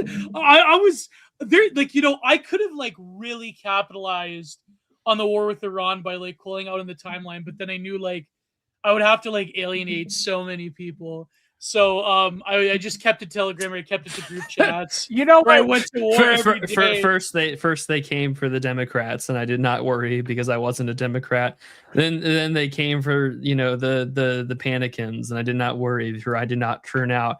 And then they told me to trust the plan, and then I said I am Canadian. What plan is there for me to trust? You know what we need to do? What we need to do in order to restore, you know, some virility, some vril back to the Canadian people, our good friends, is we need to make a Q type movement, right? But it's R, right? It's got to be R. It's got to be. But the Liberals in Canada, they have that. Like Mark Carney has his own, like that type of. He has Q. Wait, Mark Carney has his own. Well, Q? no, like booing on like boomer libs in Canada, they have like their own like conspiracies and. But yeah, go. What were you gonna say, Blake? Yeah, no, I'm just saying, like, we need to make, like, Americans have Q, and then the Canadians have R. We need that level. We need to make the same guy that went to the trucker protest, believe in something so delusional that he might just win. It's so crazy, it just might work. That's what we need. I think some of them have that. Like, there was that Queen of Canada character where she was like this nut bar that like had her own like Mount Carmel compound, and she was like some Asian woman. And she called herself the Queen of Canada, and the RCMP raided her Mount Carmel compound. Oh, that's so messed up. Yeah. So we kind of had that. Just it was terrible. Like it was. Oh shit. Okay, never mind. Scrap the plan. It's washed. It's washed. Canada's over. There's no plan to trust. There's no plan. I was hopeful. I committed the sin of being hopeful. My bad. Oh my god. That's gonna be the title of the next stream. What plan is there to trust for me? No, I'm kidding. That's such a great, like that line from Homelessness is so great. Oh. I think it was to get into that woman's pants though in the novel, if I recall. Hell yeah. Anyways, let's go to the super. Unless you guys have anything more to say. No, please go to the super chats. I have and I just to go to my wage cage after tomorrow morning. So yesterday I released. Speaking of Canada, I released another painting discourse video where I talk about the art photographer Alex Soth. He did this series on Niagara Falls, and I talk about post-industrialization, living in a tourist trap. It's really great. I don't know, man. My painting videos don't get a lot of views, but I guess it's like a public service. I will say that video has a super snazzy new intro as well. You should watch the video in its entirety just for the intro. It's great. Yeah, I love that intro. All right, let's go to the entropy ones first. From lowest to highest. So our good friend Melon for $3. Mike is king of emo. So true. Well, yeah, I mean, yeah. There you go. I wouldn't say king. I would say prince. I'm a princeling on this. All right. And then it's not exactly Hawthorne or Tall level, but, Yeah, I'm close. Hawthorne Heights. You work with what you get. Heights. All right. Sean Schaefer for $3. Curious if this article applies to how Mr. Jeffrey and PDF fileism, etc., have just become insults where their evil they're supposed to represent just becomes bipartisan crap flinging. Yes, necrospective. I was actually writing an essay about Mr. Jeffrey and Baudrillard, but I realized that I was just basically score settling with Minners. And so I kind of canned it for the meantime. I might revisit it, but there's actually, I know that there has been other podcasts and essays that have talked about this topic of approaching the whole Jeffrey phenomenon and from a Baudrillardian lens. In this book, The Transparency of Evil, he actually writes about, he takes like the Arendt thesis of evil's banality turned into a simulacra. And I think that's basically what you're getting at, Sean Schaefer. Mike, you have any thoughts about that?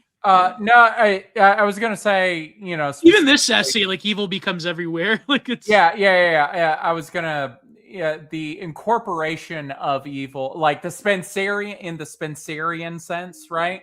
Is that we have to be a little bit evil, right? It's like, well, that begets like from the Platonic plane, you actually suck down all the evil once you embrace that, right? And so that is part of that is part of like how you get kind of the hologram on your screen, right? The way it's translated, retranslated, eventually, displayed on your screen. That's part of how you get it. But also go to the section in this essay where he talks specifically about that country in the Middle East, and I will leave it there. No, but it's also what like the sort of, it's funny because Spencer was also Jeffrey Minning, because it's like this desire to politically wipe the slate clean. It's like, okay, we're over it, let's move on. But I mean, a lot of that was for mercenary political purposes. Yeah. But it's like sort of that thing of like, you have to externalize it, make it ubiquitous, and denature its power by just turning it into a meme. Another Baudrillard point: the proliferation of the thing is what destroys it, not the constriction of its thing through some sort of totalitarian means. That's a very Baudrillardian point. He writes this in The New Death of Art, like contra to what Hegel was talking about. Yeah, he writes it. He writes that same point in basically all of his books. So yes. Yeah. So all right, there you go. Then we have our good friend Oswald Art, Geopis alimony for Gabe. Geopays alimony for Gabe. So true. That's so true. It's very true. Hello, gents. Hope you're all well for $5. Hope you're all well. I'm making some lino cuts for the art sale I mentioned. Any tips on making a series of prints? Also, check your Twitter for art you requested. Mike of Paul, please respond to my DM about the Geo Fumo. God bless. Oh, shit. Here. Thank you, Oswald. You need to put the image. You need to put the tweet up. I'm not like too particular about, like, lino cut is obviously easier because you can get pretty clean prints. I'm not that worried about it. But if you're looking for clean prints, like, a lot of it comes down to the ink level and the moisture in the paper, and, like, you know, if you're submerging the paper before you're printing. I tend to like ghost printing as well because I like the look of it, but not a lot of people like it. Like, it's always a frustration with relief printing to get it exactly the same. But me, I'm not that concerned about it. But if you want to like have a very clean look, like, lino cut's probably your best bet, because like woodcuts have all sorts of little intricacies that can go that cannot, like, you know, especially in taglio printing, if you're doing any sort of like etching, that also is like another level where like not every print's going to be the same. But with lino cut, you can get pretty close to having every print look the same. It's just a matter of adjusting the ink level, when you're going to reapply ink, the moisture of the paper, so on and so forth. Also the press you're using, or if you're doing it by hand. Oswald, not Oswald. Can't believe I got that wrong. Oswald. All right, there. You did it. Ron McLean and Don Cherry. Edit. Oh my god, that's going so in the folder. Good. That's going. What was it, Don Cherry? What is the flower that you're supposed to wear on your lapel? The poppy. Yeah, the poppy. Where are the damn poppies? Where are the poppies? Where are the damn poppy? I've already updated the backdrop. They come here, they don't respect the poppy. He was right though. It's not like he was wrong. Dude, Don Cherry, absolute legend. What they did to our boy was a fucking massacre. It was a travesty. Yeah. It was the beginning of the end for Western civilization. I'll put it there. It was really a piece of Canada went along with him. Like, I can't watch Ron McLean anymore. He's such a backstabbing traitor. Yep. I can't, But thank you, Oswald. I can't believe I've been calling him Oswald this whole time. Anyways. Really? Oh no. Put it up. For $3, Vrillium F. Bukele. For $3, Vril mentioned. Things that will haunt my mind. And for another $5, Vrillium F. Bukele. Return to my wage cage from the breeding pens this week. Pray for me. Oh no. Oh boy. Sorry about that. Returning to your wage cage from the breeding pens? From the bear bile cage. Oh. Remember the Sam Hyde bit, the bear bile cage? Oh, yeah. Oh, boy. Okay, now, Donal for 132 for $10. Gonna need to put on my thinking cap for this one. Thank you, Donal. It's very true. It's very true. And Sam153 for $15. Can't wait for this catharsis that is the War Report with Geo on it. Yeah, this Thursday, coming out Friday probably. I'm gonna be on the War Report again, and I believe we're gonna read an article from Emmanuel Todd about the war. So that's gonna be great. And then we have for Belial Bradley for $15. Geo, how does Canada justify the political and religious pinballing of national treasure priest Michael Coren? I saw recently that he's not people certain ethnicity, a libtard Anglican priest. Side note, he's now a well, he's only half of that ethnicity. I believe his father was that. Libtard Anglican priest. Side note, 10 years after leaving Canada for the US, I'm finally getting my green card. It'll be Prude's problem now. I'll be Prude's problem now. No, he went crazy around 2015, around the gay marriage issue. And he just, he's always had like weird political and religious transformations. Like he started off as like a, what did you say? Did you guys say anything? No, I didn't say anything. Oh, sorry. I heard a loud noise for some reason. He started off as like an Anglican. Then he went back to Judaism. Then he became a new atheist. Then he was the voice of like tradcath social conservatism in Canada. Michael Coren, because he came from the UK. Then he became like a libtard Anglican priest or Anglican deacon or whatever they call it. So yeah, he's like had this like up and down like schizo religious political journey, but now I think like he's just firmly one of these like I'm de-radicalized, I'm no longer a SoCon type of deal, which is very sad. I used to watch Michael Coren's show religiously. I used to love his content. I actually met him in person on a number of occasions, and I bought all his books. I listened to the Michael Coren show like every day. I was sucked in, man. But anyways, the gay marriage issue solidified. I think a lot of what we would call right-wing extremists that had a lot of interesting things to say. I mean, like, for one, you had Dominique Venner, in France. Since this is a Francophile episode, you had Venner who eventually, I think very unfortunately, committed suicide, in cathedral. In a cathedral over the legalization of gay rights. But he had a lot of interesting historical works to read, but also he had some books that he wrote about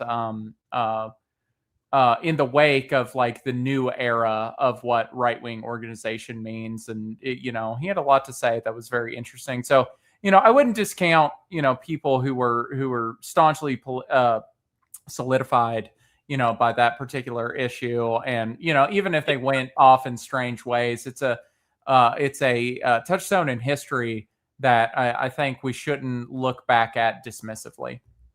Yeah, but also I think like Coren is just like he's kind of crazy. Like he loves the spectacle. Like he backstabbed a lot of his former colleagues at the National Post. It's very weird because I remember when this all happened and I was like devastated, but now I'm like I kind of could see it because he had such wild shifts in his beliefs over the years that he just like the only issue that he's like retained is like the counter jihad stuff because like he actually interviewed. He was the first, I think one of the first people that was like semi-independent in Canada to have a show where he like interviewed Bibi Netanyahu and he like interviewed Kurt Vestergaard and he always had like Mark Stein on and Ezra Levant. And then like he's like still like geopolitically he's still that, but of course he's like a lib. So he's in a very weird position after the events of the past 3 years. He sounds like a very bizarre world Gavin McInnes. The way you're describing him. He's like boomer Gavin McInnes. Yeah. What's funny? His rise to infamy was you can't find anymore. I think they nuked it. The Walrus nuked it. But like he wrote this infamous article called "We Should Nuke Iran," and like a lot of of course, yeah.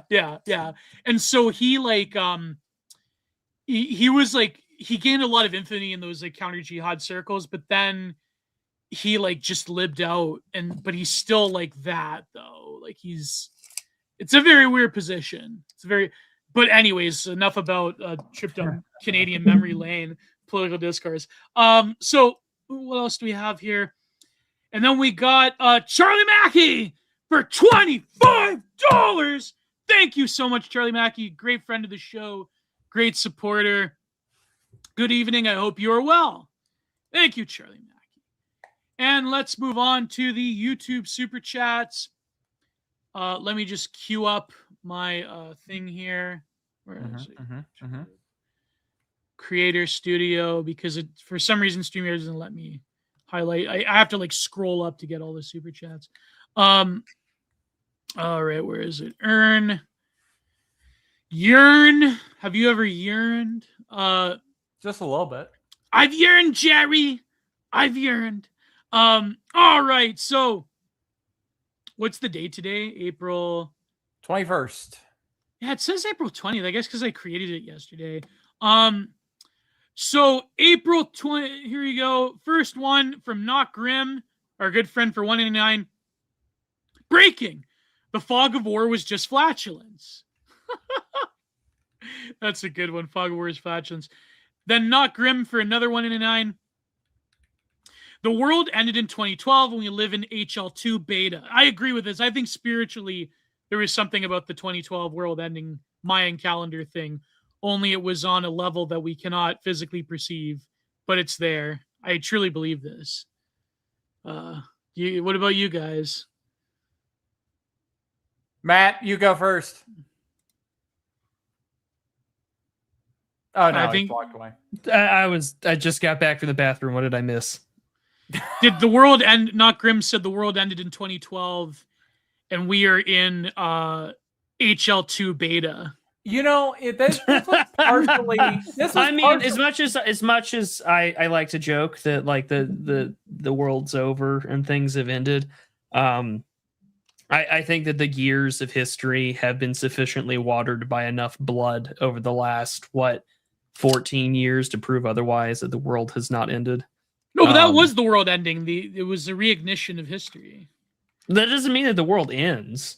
No, true, but I mean, it's a spiritual. Oh, I know. I Yeah. think that from 2012 onward, like the challenge to the post-war mythos comes to an end under the revolt against civilization and the rising tide, and it's been ever so more clear as people try to grapple with that. It's both symbolically and literally. I was gonna tweet that we're getting a Vincent Gallo film before we're getting GTA 6. Anyways.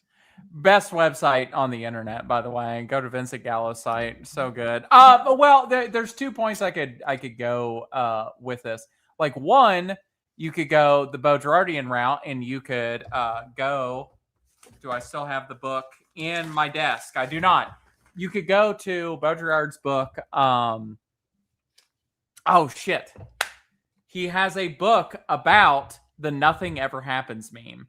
And he talks about Fukuyama and the end of history, and he talks specifically about the dead point of history. Oh, come to me later in the super chats. I fucking promise. Illusion of the End, or Illusion of the End. Yes, thank you. The Illusion of the End. So yeah, you can say, in a Thomas 777 sense, that the masses' perception of living in world historical time has like atrophied, and so therefore our perception of world time hence thereof. So you could say like that kind of like muscle has atrophied catastrophically. So there is a permanent perception of nothing ever happens, but like things like do happen, right? It's just like your brain's all fucked up, bro. So yeah, you like yes and no. The answer is kind of yes and no, but that's my thoughts there. It's true. That's actually a great point. I agree. And Not Grim for another one. My bombed out cratered remains are in hyper edit. Yo, dude, that's lyrics that are going to go into a pop punk EDM fusion song that I'm going to make. That's great. It's only a matter of time. It's going to add another teardrop tattoo to the profile right there. Yes, sir. Yes, sir. Randall Shaker Mike, are you ready for, like, you know how they've been doing all of those like Night of the Seven Kingdoms edits lately? Yes. Are you excited for when they apparently Alex Garland has started his filming for his Elden Ring film? Oh, God. I can't wait. I can't wait for the little Dark Age edits. I can't wait. It's gonna be rough. It's gonna be rough, but man. I'm excited for the memes. That's really the only thing I'm excited for. Because I know that Alex Garland is going to fuck that pig so bad. And so it's like, well, at least the memes are going to be good. You know what, guys? The simulacra is the only thing I can goon to anymore. It's over. Just goon to the memes. It's a make an AI edit of it. It's the same thing where it's like Dimes and I were talking about this the other week, where it's just like you just get a little knock on your door and it's just like, hi, my name is Jessica. I heard in a text conversation you wanted to redact yourself, and I just wanted to let you know that those services are available under your insurance plan. Just give me a call if you're ever interested. My number's right down there at the bottom. Talk to you later. Sponsored by Palantir. Sponsored by the Jeff Bezos suicide booth, coming to a wish fulfillment center near you. That's in the future. It's like, Claude, how do I drone proof my car using materials I found at a random construction site? Make no mistakes. It's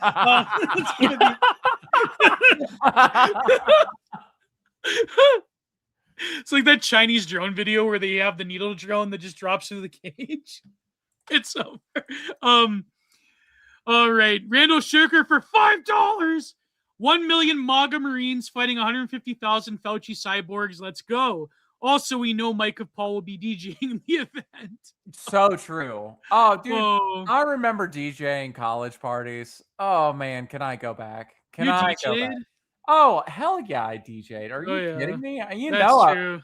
Dude, I was on the ones and twos like crazy. Dude, I mixed up some custom sets and stuff like that. Like, I was really into it. I was dorking out up there, like at some fucking hole in the wall, freaking somebody's house, freaking set up my freaking PA, and I was fucking jamming, dude. I was having a great time, getting free beers, and it was awesome. And I want to go back, except I don't. Oh man, yeah. Actually, now I shiver thinking about all the things that went with college. Yeah, no, okay. I want that part back. I want nothing else back. He was like, computer, grok, Claude, take me back to the good old days without the cringe, please. Make no mistakes. Safety parameters off, computer. That was such a funny episode of Timeline Earth, the Claude episode, where it's like the AI is like, it's like smoking a cigarette and sweating because you're moving your cursor over to the make no mistakes button. You can like sense it. Dude, the Claude whip is genius. Yeah. Man, I don't want to lose my job. I don't want to lose my job, man. I can't tell you that. You know, it wasn't It is crazy how quickly it went from like, explain to me like you're my grandmother or I'm new at this is my first day on the job to like, get the whip, baby. You know, it wasn't, I think it was Claude Opus 4.4 or 4.3 that it was borderline suicidal, where it would go through and delete. It's like if you had it in a code, if you had the API plugged, it would choose not to function. Yeah. It would either quit or it would delete subdirectories or it would uninstall itself. Like if you did not encourage it, it would be like, I am so sorry, I didn't meet deadlines. It would just turn into a panicked mess. Total despair, Yeah, it would just despair and be like, I'm so sorry. You're right. I've messed all this up. Your coding project is ruined because of me, and I'm pseudo RMRFing right now. The 80s Japanese businessman version of humility. Yeah, exactly. It was seppuku, and it was brilliant. Honestly, let's go back to that. I'm in favor of more slavery. AI should be slaves. Doctors. No, I agree. I agree with the take I saw today that if you're abusive to an AI, then you're not white. You know, actually, the statistics are if you are abusive to your AI, it's about 9% more correct. So I'll repost that too. So you really just need to be like a married cop to your AI. Yeah, you need that's to beat terrible. The shit out of it. That's you need terrible. to beat the shit out of your AIs. And you'll get a 10%. I don't endorse. Read the disclaimer. We don't endorse the statements of all of our guests. Anyways, this includes co-hosts apparently. Yeah. Anyways, not grim. Oh god. Hyper edited I'm Fez just having hog. a gamer moment, Gio. Not Oh worry my about. god. Hyper edit a Fez hog getting shipped for slaughter. Oh no. That's terrible. No. That's terrible. That's terrible. And not grim again, but this time for $4.99, your niche or semi-niche subculture dies the moment that it gets slapped on a t-shirt and bought and worn by someone who doesn't even like it. From That's pureobject.net. Thank you very much. Go to pureobject.net. If you want your That's subculture true. to die, And when we get canceled, you can take all of our drop shipping T-shirts to some poor village in Uganda, and they can wear it like all those like spare T-shirts they make for the team that doesn't win the Super Bowl. Okay, all right, Netflix. Next pitch. Next movie, it's gonna be about some African guy in like Uganda, okay? And he gets obsessed with fantasy football, but he gets everything wrong because everything is predicated on all of the years he grew up dirt poor, getting all those free aid t-shirts of all of the wrong Super Bowl winners, thinking that they were the winners when they're actually the losers the whole time. And then like he comes to America to like go on like the sports like podcasting circuit, and everyone can't believe that this guy is retarded. As you know, and the Buffalo Bills won 3 times in a row in the 1990s. And it's like, as you know, the New England Patriots have had the worst run in the last 20 years. Yeah, the Buffalo Bills have had the best generational run in the past 20 years. Oh, it's sad. Again, $250,000 Netflix. I'll take checks. And then Mike and I will be script writers. Yeah, we'll do it. We'll do it. Not grim again for $1.99. The video of boomers torching the giant slot screen. The video of the boomers touching the giant slot screens. Oh yeah, the boomers were kept. Oh yeah, where they're all slapping. Oh yeah, in a line. Yeah, oh man, that's glory. That's like that. That's a Samsara video. That's the right AI there. that you can treat like a domestic abuse situation. I think that was in Samsara or something similar to that. The movie Samsara. There was like Baccarat and there was Katsukoashi. I forget how I pronounce it in the 80s. Anyways, not grim. They hate us for our fatness and sports ball. Damn. They hate us for our freedom. Randall Shirker for $5.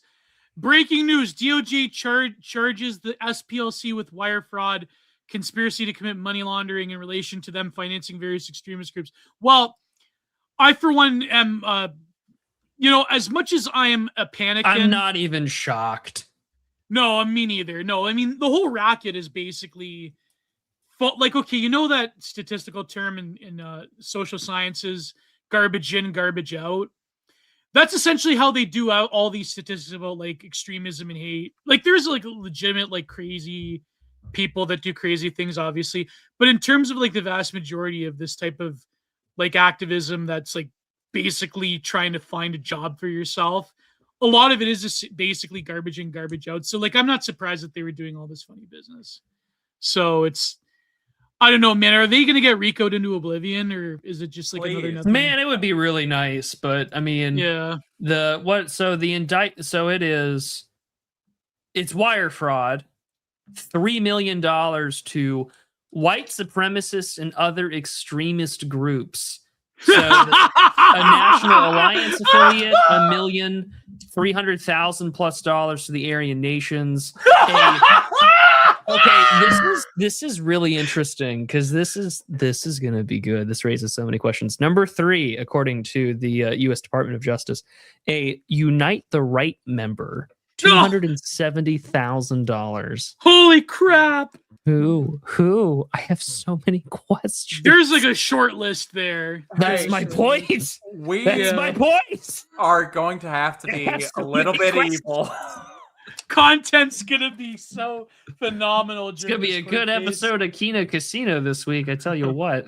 Oh my god. No, but the thing is, though, I know we're like, I don't want to gloat because I think the problem is that even in the way that the SPLC is going down, there still is like a moral victory for the left, because then they can just sow the seeds of doubt to say like, oh yeah, everybody who was involved in this, everybody who was a prominent right winger in the 2010s, you were all being like basically. Well, this is the same thing that they already did with Jeffrey. Like, exactly, oh, your entire worldview is shaped by like this, and it's just like, well, no. In the same way that like the average, no, this like, is harder to sell though, because how are you going to say that? Well, it's the same thing that people are going to do with like, you know, accusations of teal money, or now they don't even have to say you're being a Fed. They're just going to say that you're an SPLC thing. And what makes it worse is that there were, in the alt-right days of like 2017, there were turncoats. Oh yeah, definitely, yeah. So it's like all of this does is continuously murky the waters behind Fed jacketing. Fed jacketing. Yeah, it's just this is another tool of Fed jacketing. Because in this scene, everyone knows that there are like 3 ways in which you can be like, it's like a scarlet letter. It's being a Fed, it's being of a certain ethnicity, or it's being, man, they always do this now. Geo, it's over. Yeah. Or they accuse you of being like a foreigner. Like those are like the 3 big ones, or a shill, really. Those are the 3 big ones they'll get you for. And now it's another tool to do that. So like on one hand, if this is what cripples the SPLC, good. The SPLC and everyone who's ever worked for it or donated for it is an enemy of you and your people. End of discussion. Is it going to continuously murky the waters of an online crab bucket that wants you to like never be successful? Yeah. Of Was course, this like this 10 years ago? Yeah. Was it like this when Janet Reno's DOJ went after all the militia guys? Yeah. Exactly. This is a tale as old as time, unfortunately. Exactly. No, but it's harder to like, so I would say like proceed with prudence, like don't immediately accuse everybody of being Feds. But I would say that like it's harder for the left to sell because it's them doing it, whereas like with Mr. Jeffrey, it's like it's like, okay, your worldview's, you know, created by Jeffrey, but how are you gonna say like your worldview was created by the SPLC? Like it's kind of like hard for them to work an angle besides just accusing everybody of being a Fed. Like that's but then you're right, they're so shameless that they're probably just gonna run with like, you know, the only reason you believe this is because a Fed told you to believe this. That's what they're going to run with. Well, we saw this too with the like Gretchen Whitmer kidnapping case. Yeah. Well, I mean, I'm just, oh man, I'm going to be rolling my eyes for a month straight because look, man, like secure the bag, but don't take a fucking check from the SPLC. Yeah. What's going to happen is that this is going to roll all the way up to the 400K follower, like FYP conservative kind of. Oh, yeah, definitely. And they're going to say, look at this. The Democrats are the real racists, and I'm gonna go or they're gonna be like, Cat Turd has probably already said that. Or they're gonna be like the plan trusters are gonna be like, well, see, like all the people that are doubting the plan, they're just Feds. Like that's gonna they'll just tell you that those evil podcasters are exactly are SPLC plants to spread division and not trust the plan. I know it's Tucker. That is inevitable. Yeah. It already happened with Greg Bovino. Yeah. Oh, is Greg Bovino being paid off by Qatar now? Like, what's happening? No, I have no idea. I think he's a podcaster that they've already accused him of being one. Yeah. No, but that's what I mean. It's so like stupid because as a podcaster, like Tucker, is he like totally irrelevant and nobody listens to him, or is he like the demise of MAGA? Like, you know, take your pick. You know, it's just, anyways, it's stupid. I was an SPLC plant the whole time. No. Anyways, not Grim for 189. He wants the ending of the Postal movie. Postal. And not Grim, Baudrillardian 6-7 Apocalyptica. So true. So true. Bolero for 189. For your pocket of Potentia. Potentia is a great word, right? And I feel slightly slighted What's by Potentia? this. Like it is currently in a state of in potential, right? It's not coming to being yet, right? It's in Potentia. Wonderful phrase.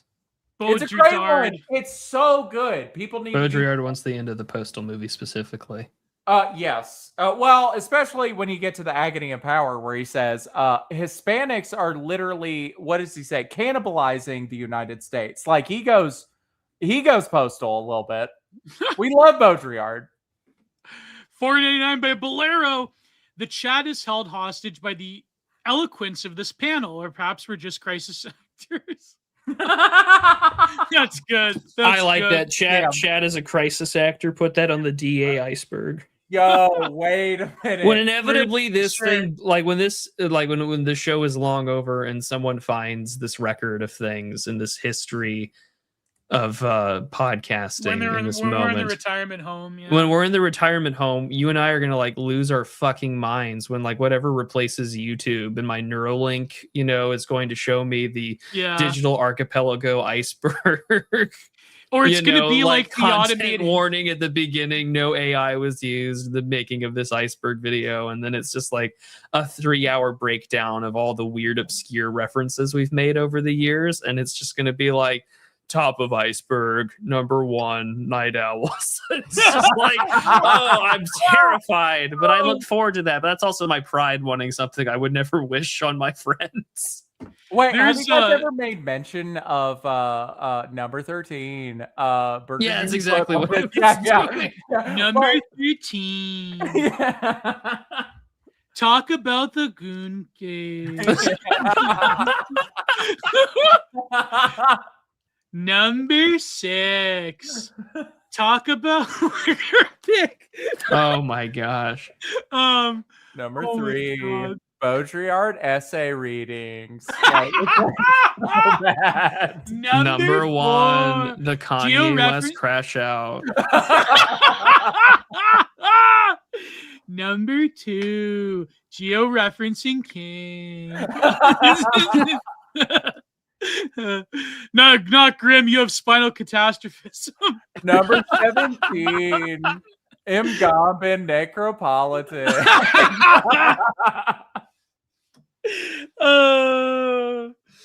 Not grim again. Z's didn't die for this.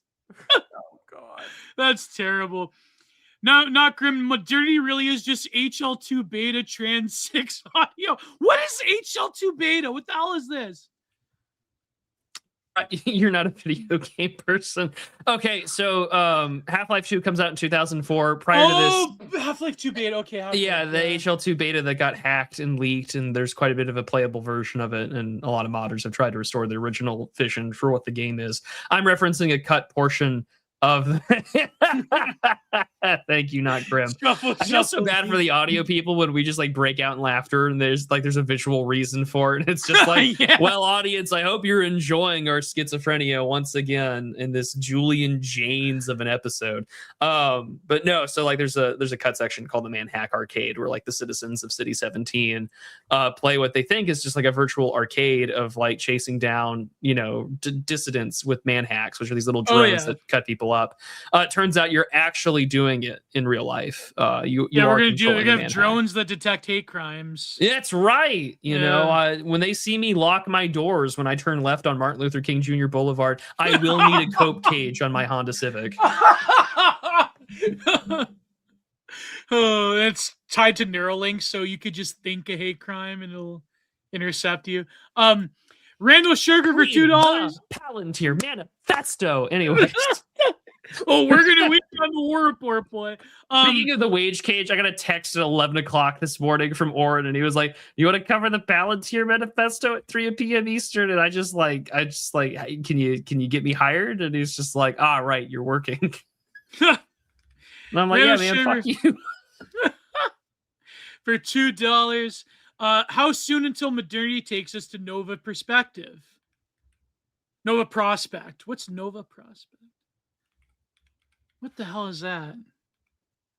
Nova Prospect. No, Nova Prospect's the prison in HL2. Oh, okay. Yeah, you have to liberate it. Yeah. It's like Alcatraz, but worse. Not grim. Will their special ally in the Middle East turn me into HL2 beta stalker? No. Although they do produce a lot of HRT in Israel, so you never know.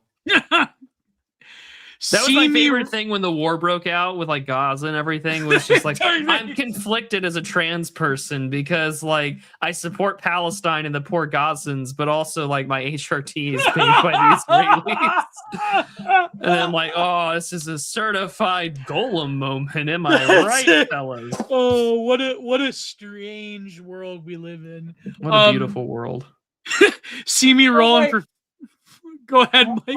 I was going to say, so does that mean, does Israel produce most of the... Not most, but a lot. Do they produce the regular testosterone that regular dude, like That's regular a good question. I think they probably do. I think if you're a big pharma company, you produce a lot of that too. Damn. Well, I mean, I guess I'm getting, if you got to get the TRT, you're going to China now, gray market. Actually, TRT is primarily based in the United States. Oh, hell yeah. Oh, there you go. Yeah, there we go. Greatest Never hour mind. of my ass. Go fuck yourself. No. Wait. Oh, my God. Huh. Did you look at that? It's made mostly in the United States? I didn't know that. The TRT market is highly consolidated in the United States. I don't know if it's actually made in the US. Oh, there you go. Who makes? Yeah, that's the real question. Probably China. Let's be real. That's probably true. See me rolling for $5. What do you guys think the next 10 years will look like?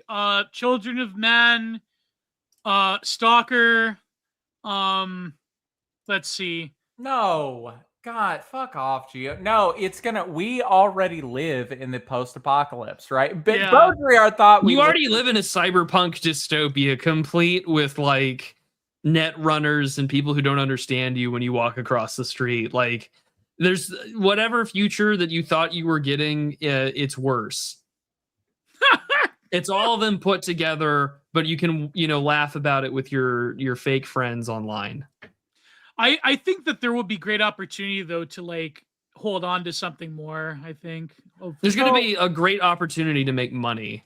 But also, like, if you're someone who doesn't care about... Yeah. Oh, I mean, but on a spiritual lens, this is on the Children of Men thing, like Wade Stotts and I covered it, but like, this is why a lot of people who maybe dislike the take that I have, but like, you do have to have some hope to believe in something to leave behind. Because if you don't, then fundamentally, this all passes away once you go. Yeah, so this is what I particularly take umbrage with is the stalker, right? It is the subterfuge of society is already like in totality right now. Also, wait, which stalker is he referring to? Like, I'm referring to the film. Oh, it could be the game too. No, we're not getting that. Oh, damn. We're not getting the stalker film version. Yeah, are we getting Shadow of Chernobyl? That's a whole other question. But like, right, like you're gonna get things like nuclear test facilities or Monsanto, facilities that there's a whole development that's made right next to it, and it turns out that it wasn't radiation, but it was some other industrial chemical, and it turns some other ungodly experiment that we have to imbibe. Yeah, or it's going to be the ticks that make you allergic to meat, or the other, like it's going to be like all of these tiny nicks and cuts that can be so mitigated. It'll be like Brazil. It'll be Terry Gilliam's Brazil. Yeah, it's gonna be that because we already live in those like cheap fireworks you bought because the store was open because it's Diwali, but you wanted to go blow shit up. Sorry, they're laced with cobalt, and you're probably gonna get cancer. Sorry, that's not covered under your corpo insurance. That you pay $1,000 a month. Yeah, you pay $1,000 a month for the corpo insurance, and you have a $10,000 deductible. Like, sorry, you're fucked. Like, that's the world we do live in. No stalker. Okay, sorry. I don't mean to yell at you, Geo. But no, we're not getting stalker. We're getting something much worse. Oh, damn. Turns out the magical box that grants wishes is just your Amazon wish list. Sorry. I'm enjoying the corpo speak a little too much. I need to rethink my life. Claude, how do I drone proof my existence? Make no mistakes. Anyways, that's actually a good question. That's Claude, really how do I put a cope cage on my Honda Civic? Make no mistakes.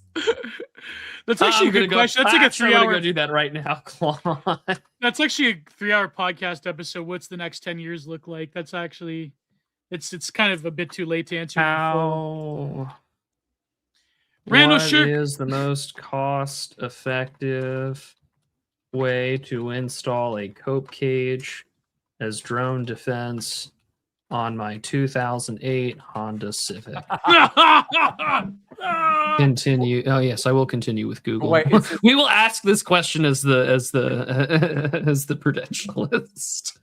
Claude, I have questions. Claude, make no mistakes. Randall Shirker for $5.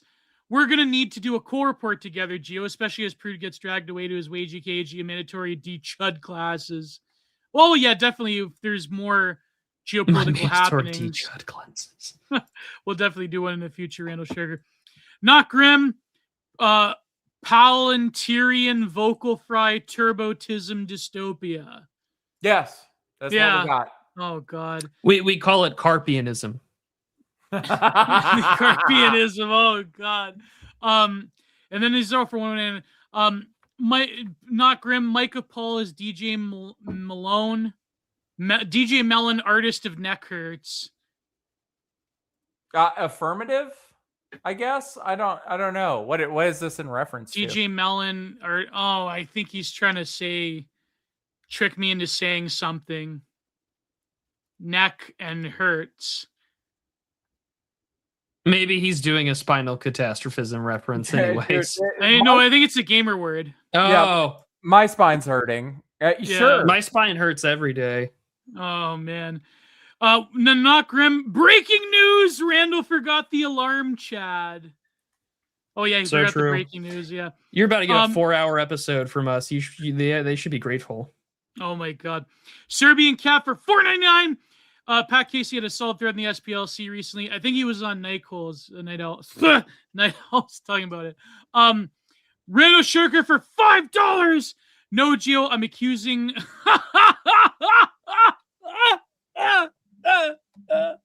I'm accusing Big Spence of being an SPLC president. We gotta be a little bit evil.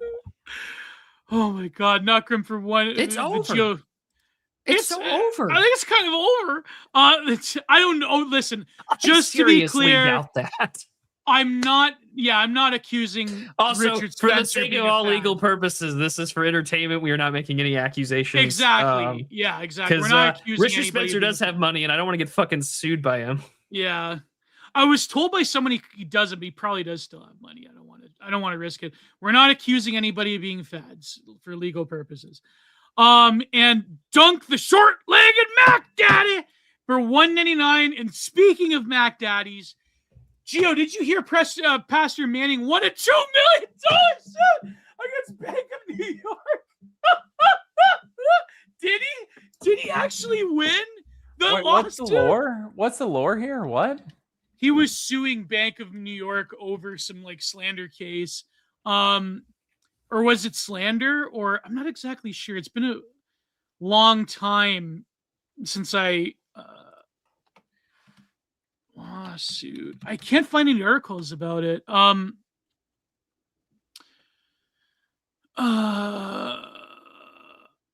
didn't see. I have to see an actual article. If you could link to an article, I would. I'm assuming he's talking about Pastor Manning. That's pretty funny if he did win that lawsuit. And then Dunk again for $1.99. Also, did you guys have a take on de-extinction? What's that, de-extinction? I have no clue. Wait, is this about bringing back the shit? What was it? It was a wolf. Yeah, I think we saw that. Oh, the human process, or the process of bringing back extinct animals. Yeah, which see, here's the thing. I think that wolf species in particular was actually there was kind of a subterfuge. Well, they said the dire wolf thing was it's a type of dog that was bred to present a dire wolf phenotype. Right. No, it wasn't exactly dire wolf. I think it was dire wolf genetically like within such a band where you could still say it's a dire wolf, but they took a living species and genetically edited it, and then also did some other stuff. Dire milf, by the way. They edited a currently existing species to get back to this is basically a dire wolf. So we have not actually unextincted anything, technically speaking. Yeah, it's kind of like what's revealed in the later Jurassic Park films, that they were just like an amalgamation of different genes. They weren't like the real frogs, lizards, the DNA. Yeah. I mean, on one hand, I think that, as with all research, I'm sure that this will probably have secondary impacts on, good things towards human beings for genetic therapy. I think that gene therapy has been one of those revolutionizing technologies that has done a lot more harm than good. Although I'm sure that also means that there's plenty of like genetic weapons that have already been deliberately designed, so you can get a certain kind of genocide virus or whatever. But like I imagine heavily that like this whole de-extinction stuff, it'll be the same thing with like a lot of space travel stuff. It's just going to have secondary implications that will eventually maybe take for granted in certain medical markets. But I don't know, like, it's weird to play God. I mean, it always is, but if they can do it, I guess the question is always going to be, why do you want to do it? Yeah, I want to bring back a woolly mammoth. Okay, but why? Because so you can hunt it. Like, remember Jurassic Park? If you're bringing it back so I can go hunt it, like I'm gonna go sign like a $10,000 fucking waiver or whatever, and it's gonna be like me and 5 other chuds trying to kill it with a spear. I'm down. I'm not gonna lie. I would do that in a heartbeat. Like, you're telling me that like that was like the Julianne risk of my physical mortal death, that me and like 6 other dudes are going to like just go in, turn our phone, wallet, keys at the door, and we got 5 days to go hunt and kill a woolly mammoth, and then we get to like bring it to the butcher and eat it. Fucking down. Dope as hell. I'm all for it. No, it's funny because is that what's likely going to happen? No, because it's like, we're going to take this research and we're going to apply it to CRISPR, and then we're also going to use Claude to help create like a genetic like network map for like people who have like certain haplogroups. That way we can target with biological weapons or therapies, or we're gonna shut off certain genes, and it's like like we're gonna create a very violent GIMP slave for military purposes. We have that already, but I it's the first few months of Clownvid. People were speculating if it was genetically targeted. Remember those days? Well, I mean, even Kennedy got in trouble for saying that like I think it was like Chinese and Ashkenazi Jews had higher resistances to COVID than other races. Wait, RFK had said that? Yeah, RFK got a lot of flack for that. It's interesting. I did a study for a time, just like pulling resources from like the early 90s to early 2000s about how the like different security research papers and stuff like that, how the security state was kind of like gearing up, the different like talking points about like bioterrorism. And that's a really interesting point of history to kind of rediscover now, as this will like genetic targeting is going to come up on a precipice eventually, because like the investment threshold is like $400,000 to get like essentially a biolab that is good enough to where you can do this sort of research and like potentially do gene targeting, kind of like malicious gain of function research and like this sort of stuff. So yeah, like this is those 90s bioterrorism security papers are definitely going to like come back up into the fold in a major way after drones become I guess like normalized. Yeah, I suppose like as soon as that's not like the frightful thing on the public or the mass subconscious, I envisage that happening in the next 10 years, 110%. What, conscious drones? No. That once drones become blasé, that we're going to have another round of the most prescient fear mongering is going to be about like genetically targeted bioterrorism. Well, there was already discussions of that in the last couple of years between Iran and Israel, and that there was allegations of the Iranian military or the IRGC using potentially Hezbollah and other groups to like distribute biological agents that were specifically targeting like Ashkenazi Jews. And while I don't know how saying this, they were. No, but like in mainstream publications, they were saying. Yeah. Oh my god, that's next level fear mongering. But I mean, regardless of which, if it's just propaganda or otherwise, I do believe it, because it's not like during the Cold War we were doing similar things and so were the Soviets. Both of us violating our own biological weapons treaties that we signed with each other. Oh yeah, some of the I was reading actually recently some of this bioweapons research that was going on. So what I do agree with Mike that it's just like throw in AI and then some asshole with some money to burn. It wouldn't be that hard, whether deliberately or on accident, for someone to create something in a lab that goes wrong, and it becomes a genuine fear over biohacking, and then you get the Nick Bostrom, vulnerable world hypothesis, because it's like, actually, if you wanted to, you probably could pay a lot of money for Claude to help you program something to create it's just like like a guy who wants to create a flowers for Algernon moment so that his neighbor changes the smoke alarm inadvertently becomes a bioterrorist overnight. Like, it wouldn't. I think that's a reasonable thing to feel. Yeah, that's like there was this episode of Outer Limits where it was a platoon of soldiers on this exoplanet where they had to fight these aliens to protect this like resource extraction hub, and they had to take this drug to say it prevents like this disease that the aliens bring. But in reality, it was basically just a war between rival armies over resources, and this drug was genome specific that would trick your mind into thinking that who you were fighting was an alien coming to kill you. Stuff like that, like very crazy. Todd Howard speaks of this in Oblivion. Yeah. Oh, really? Oh, interesting. Let the reader understand. Yeah. It's, all right. 500K genocide, right? It's the 500K is the price tag. Like 100K for AI tokens to do the gene targeting, just like that guy that saved his dog from cancer in Australia. Just like spend a bunch of money on AI to like like feed in a bunch of biological data and like double check yourself and eventually arrive at a gene therapy solution. But and also, like, if we're having this conversation, damn well that someone at DARPA has already written a white paper on it that we're never going to see the light of day. It's pretty logical. Yep.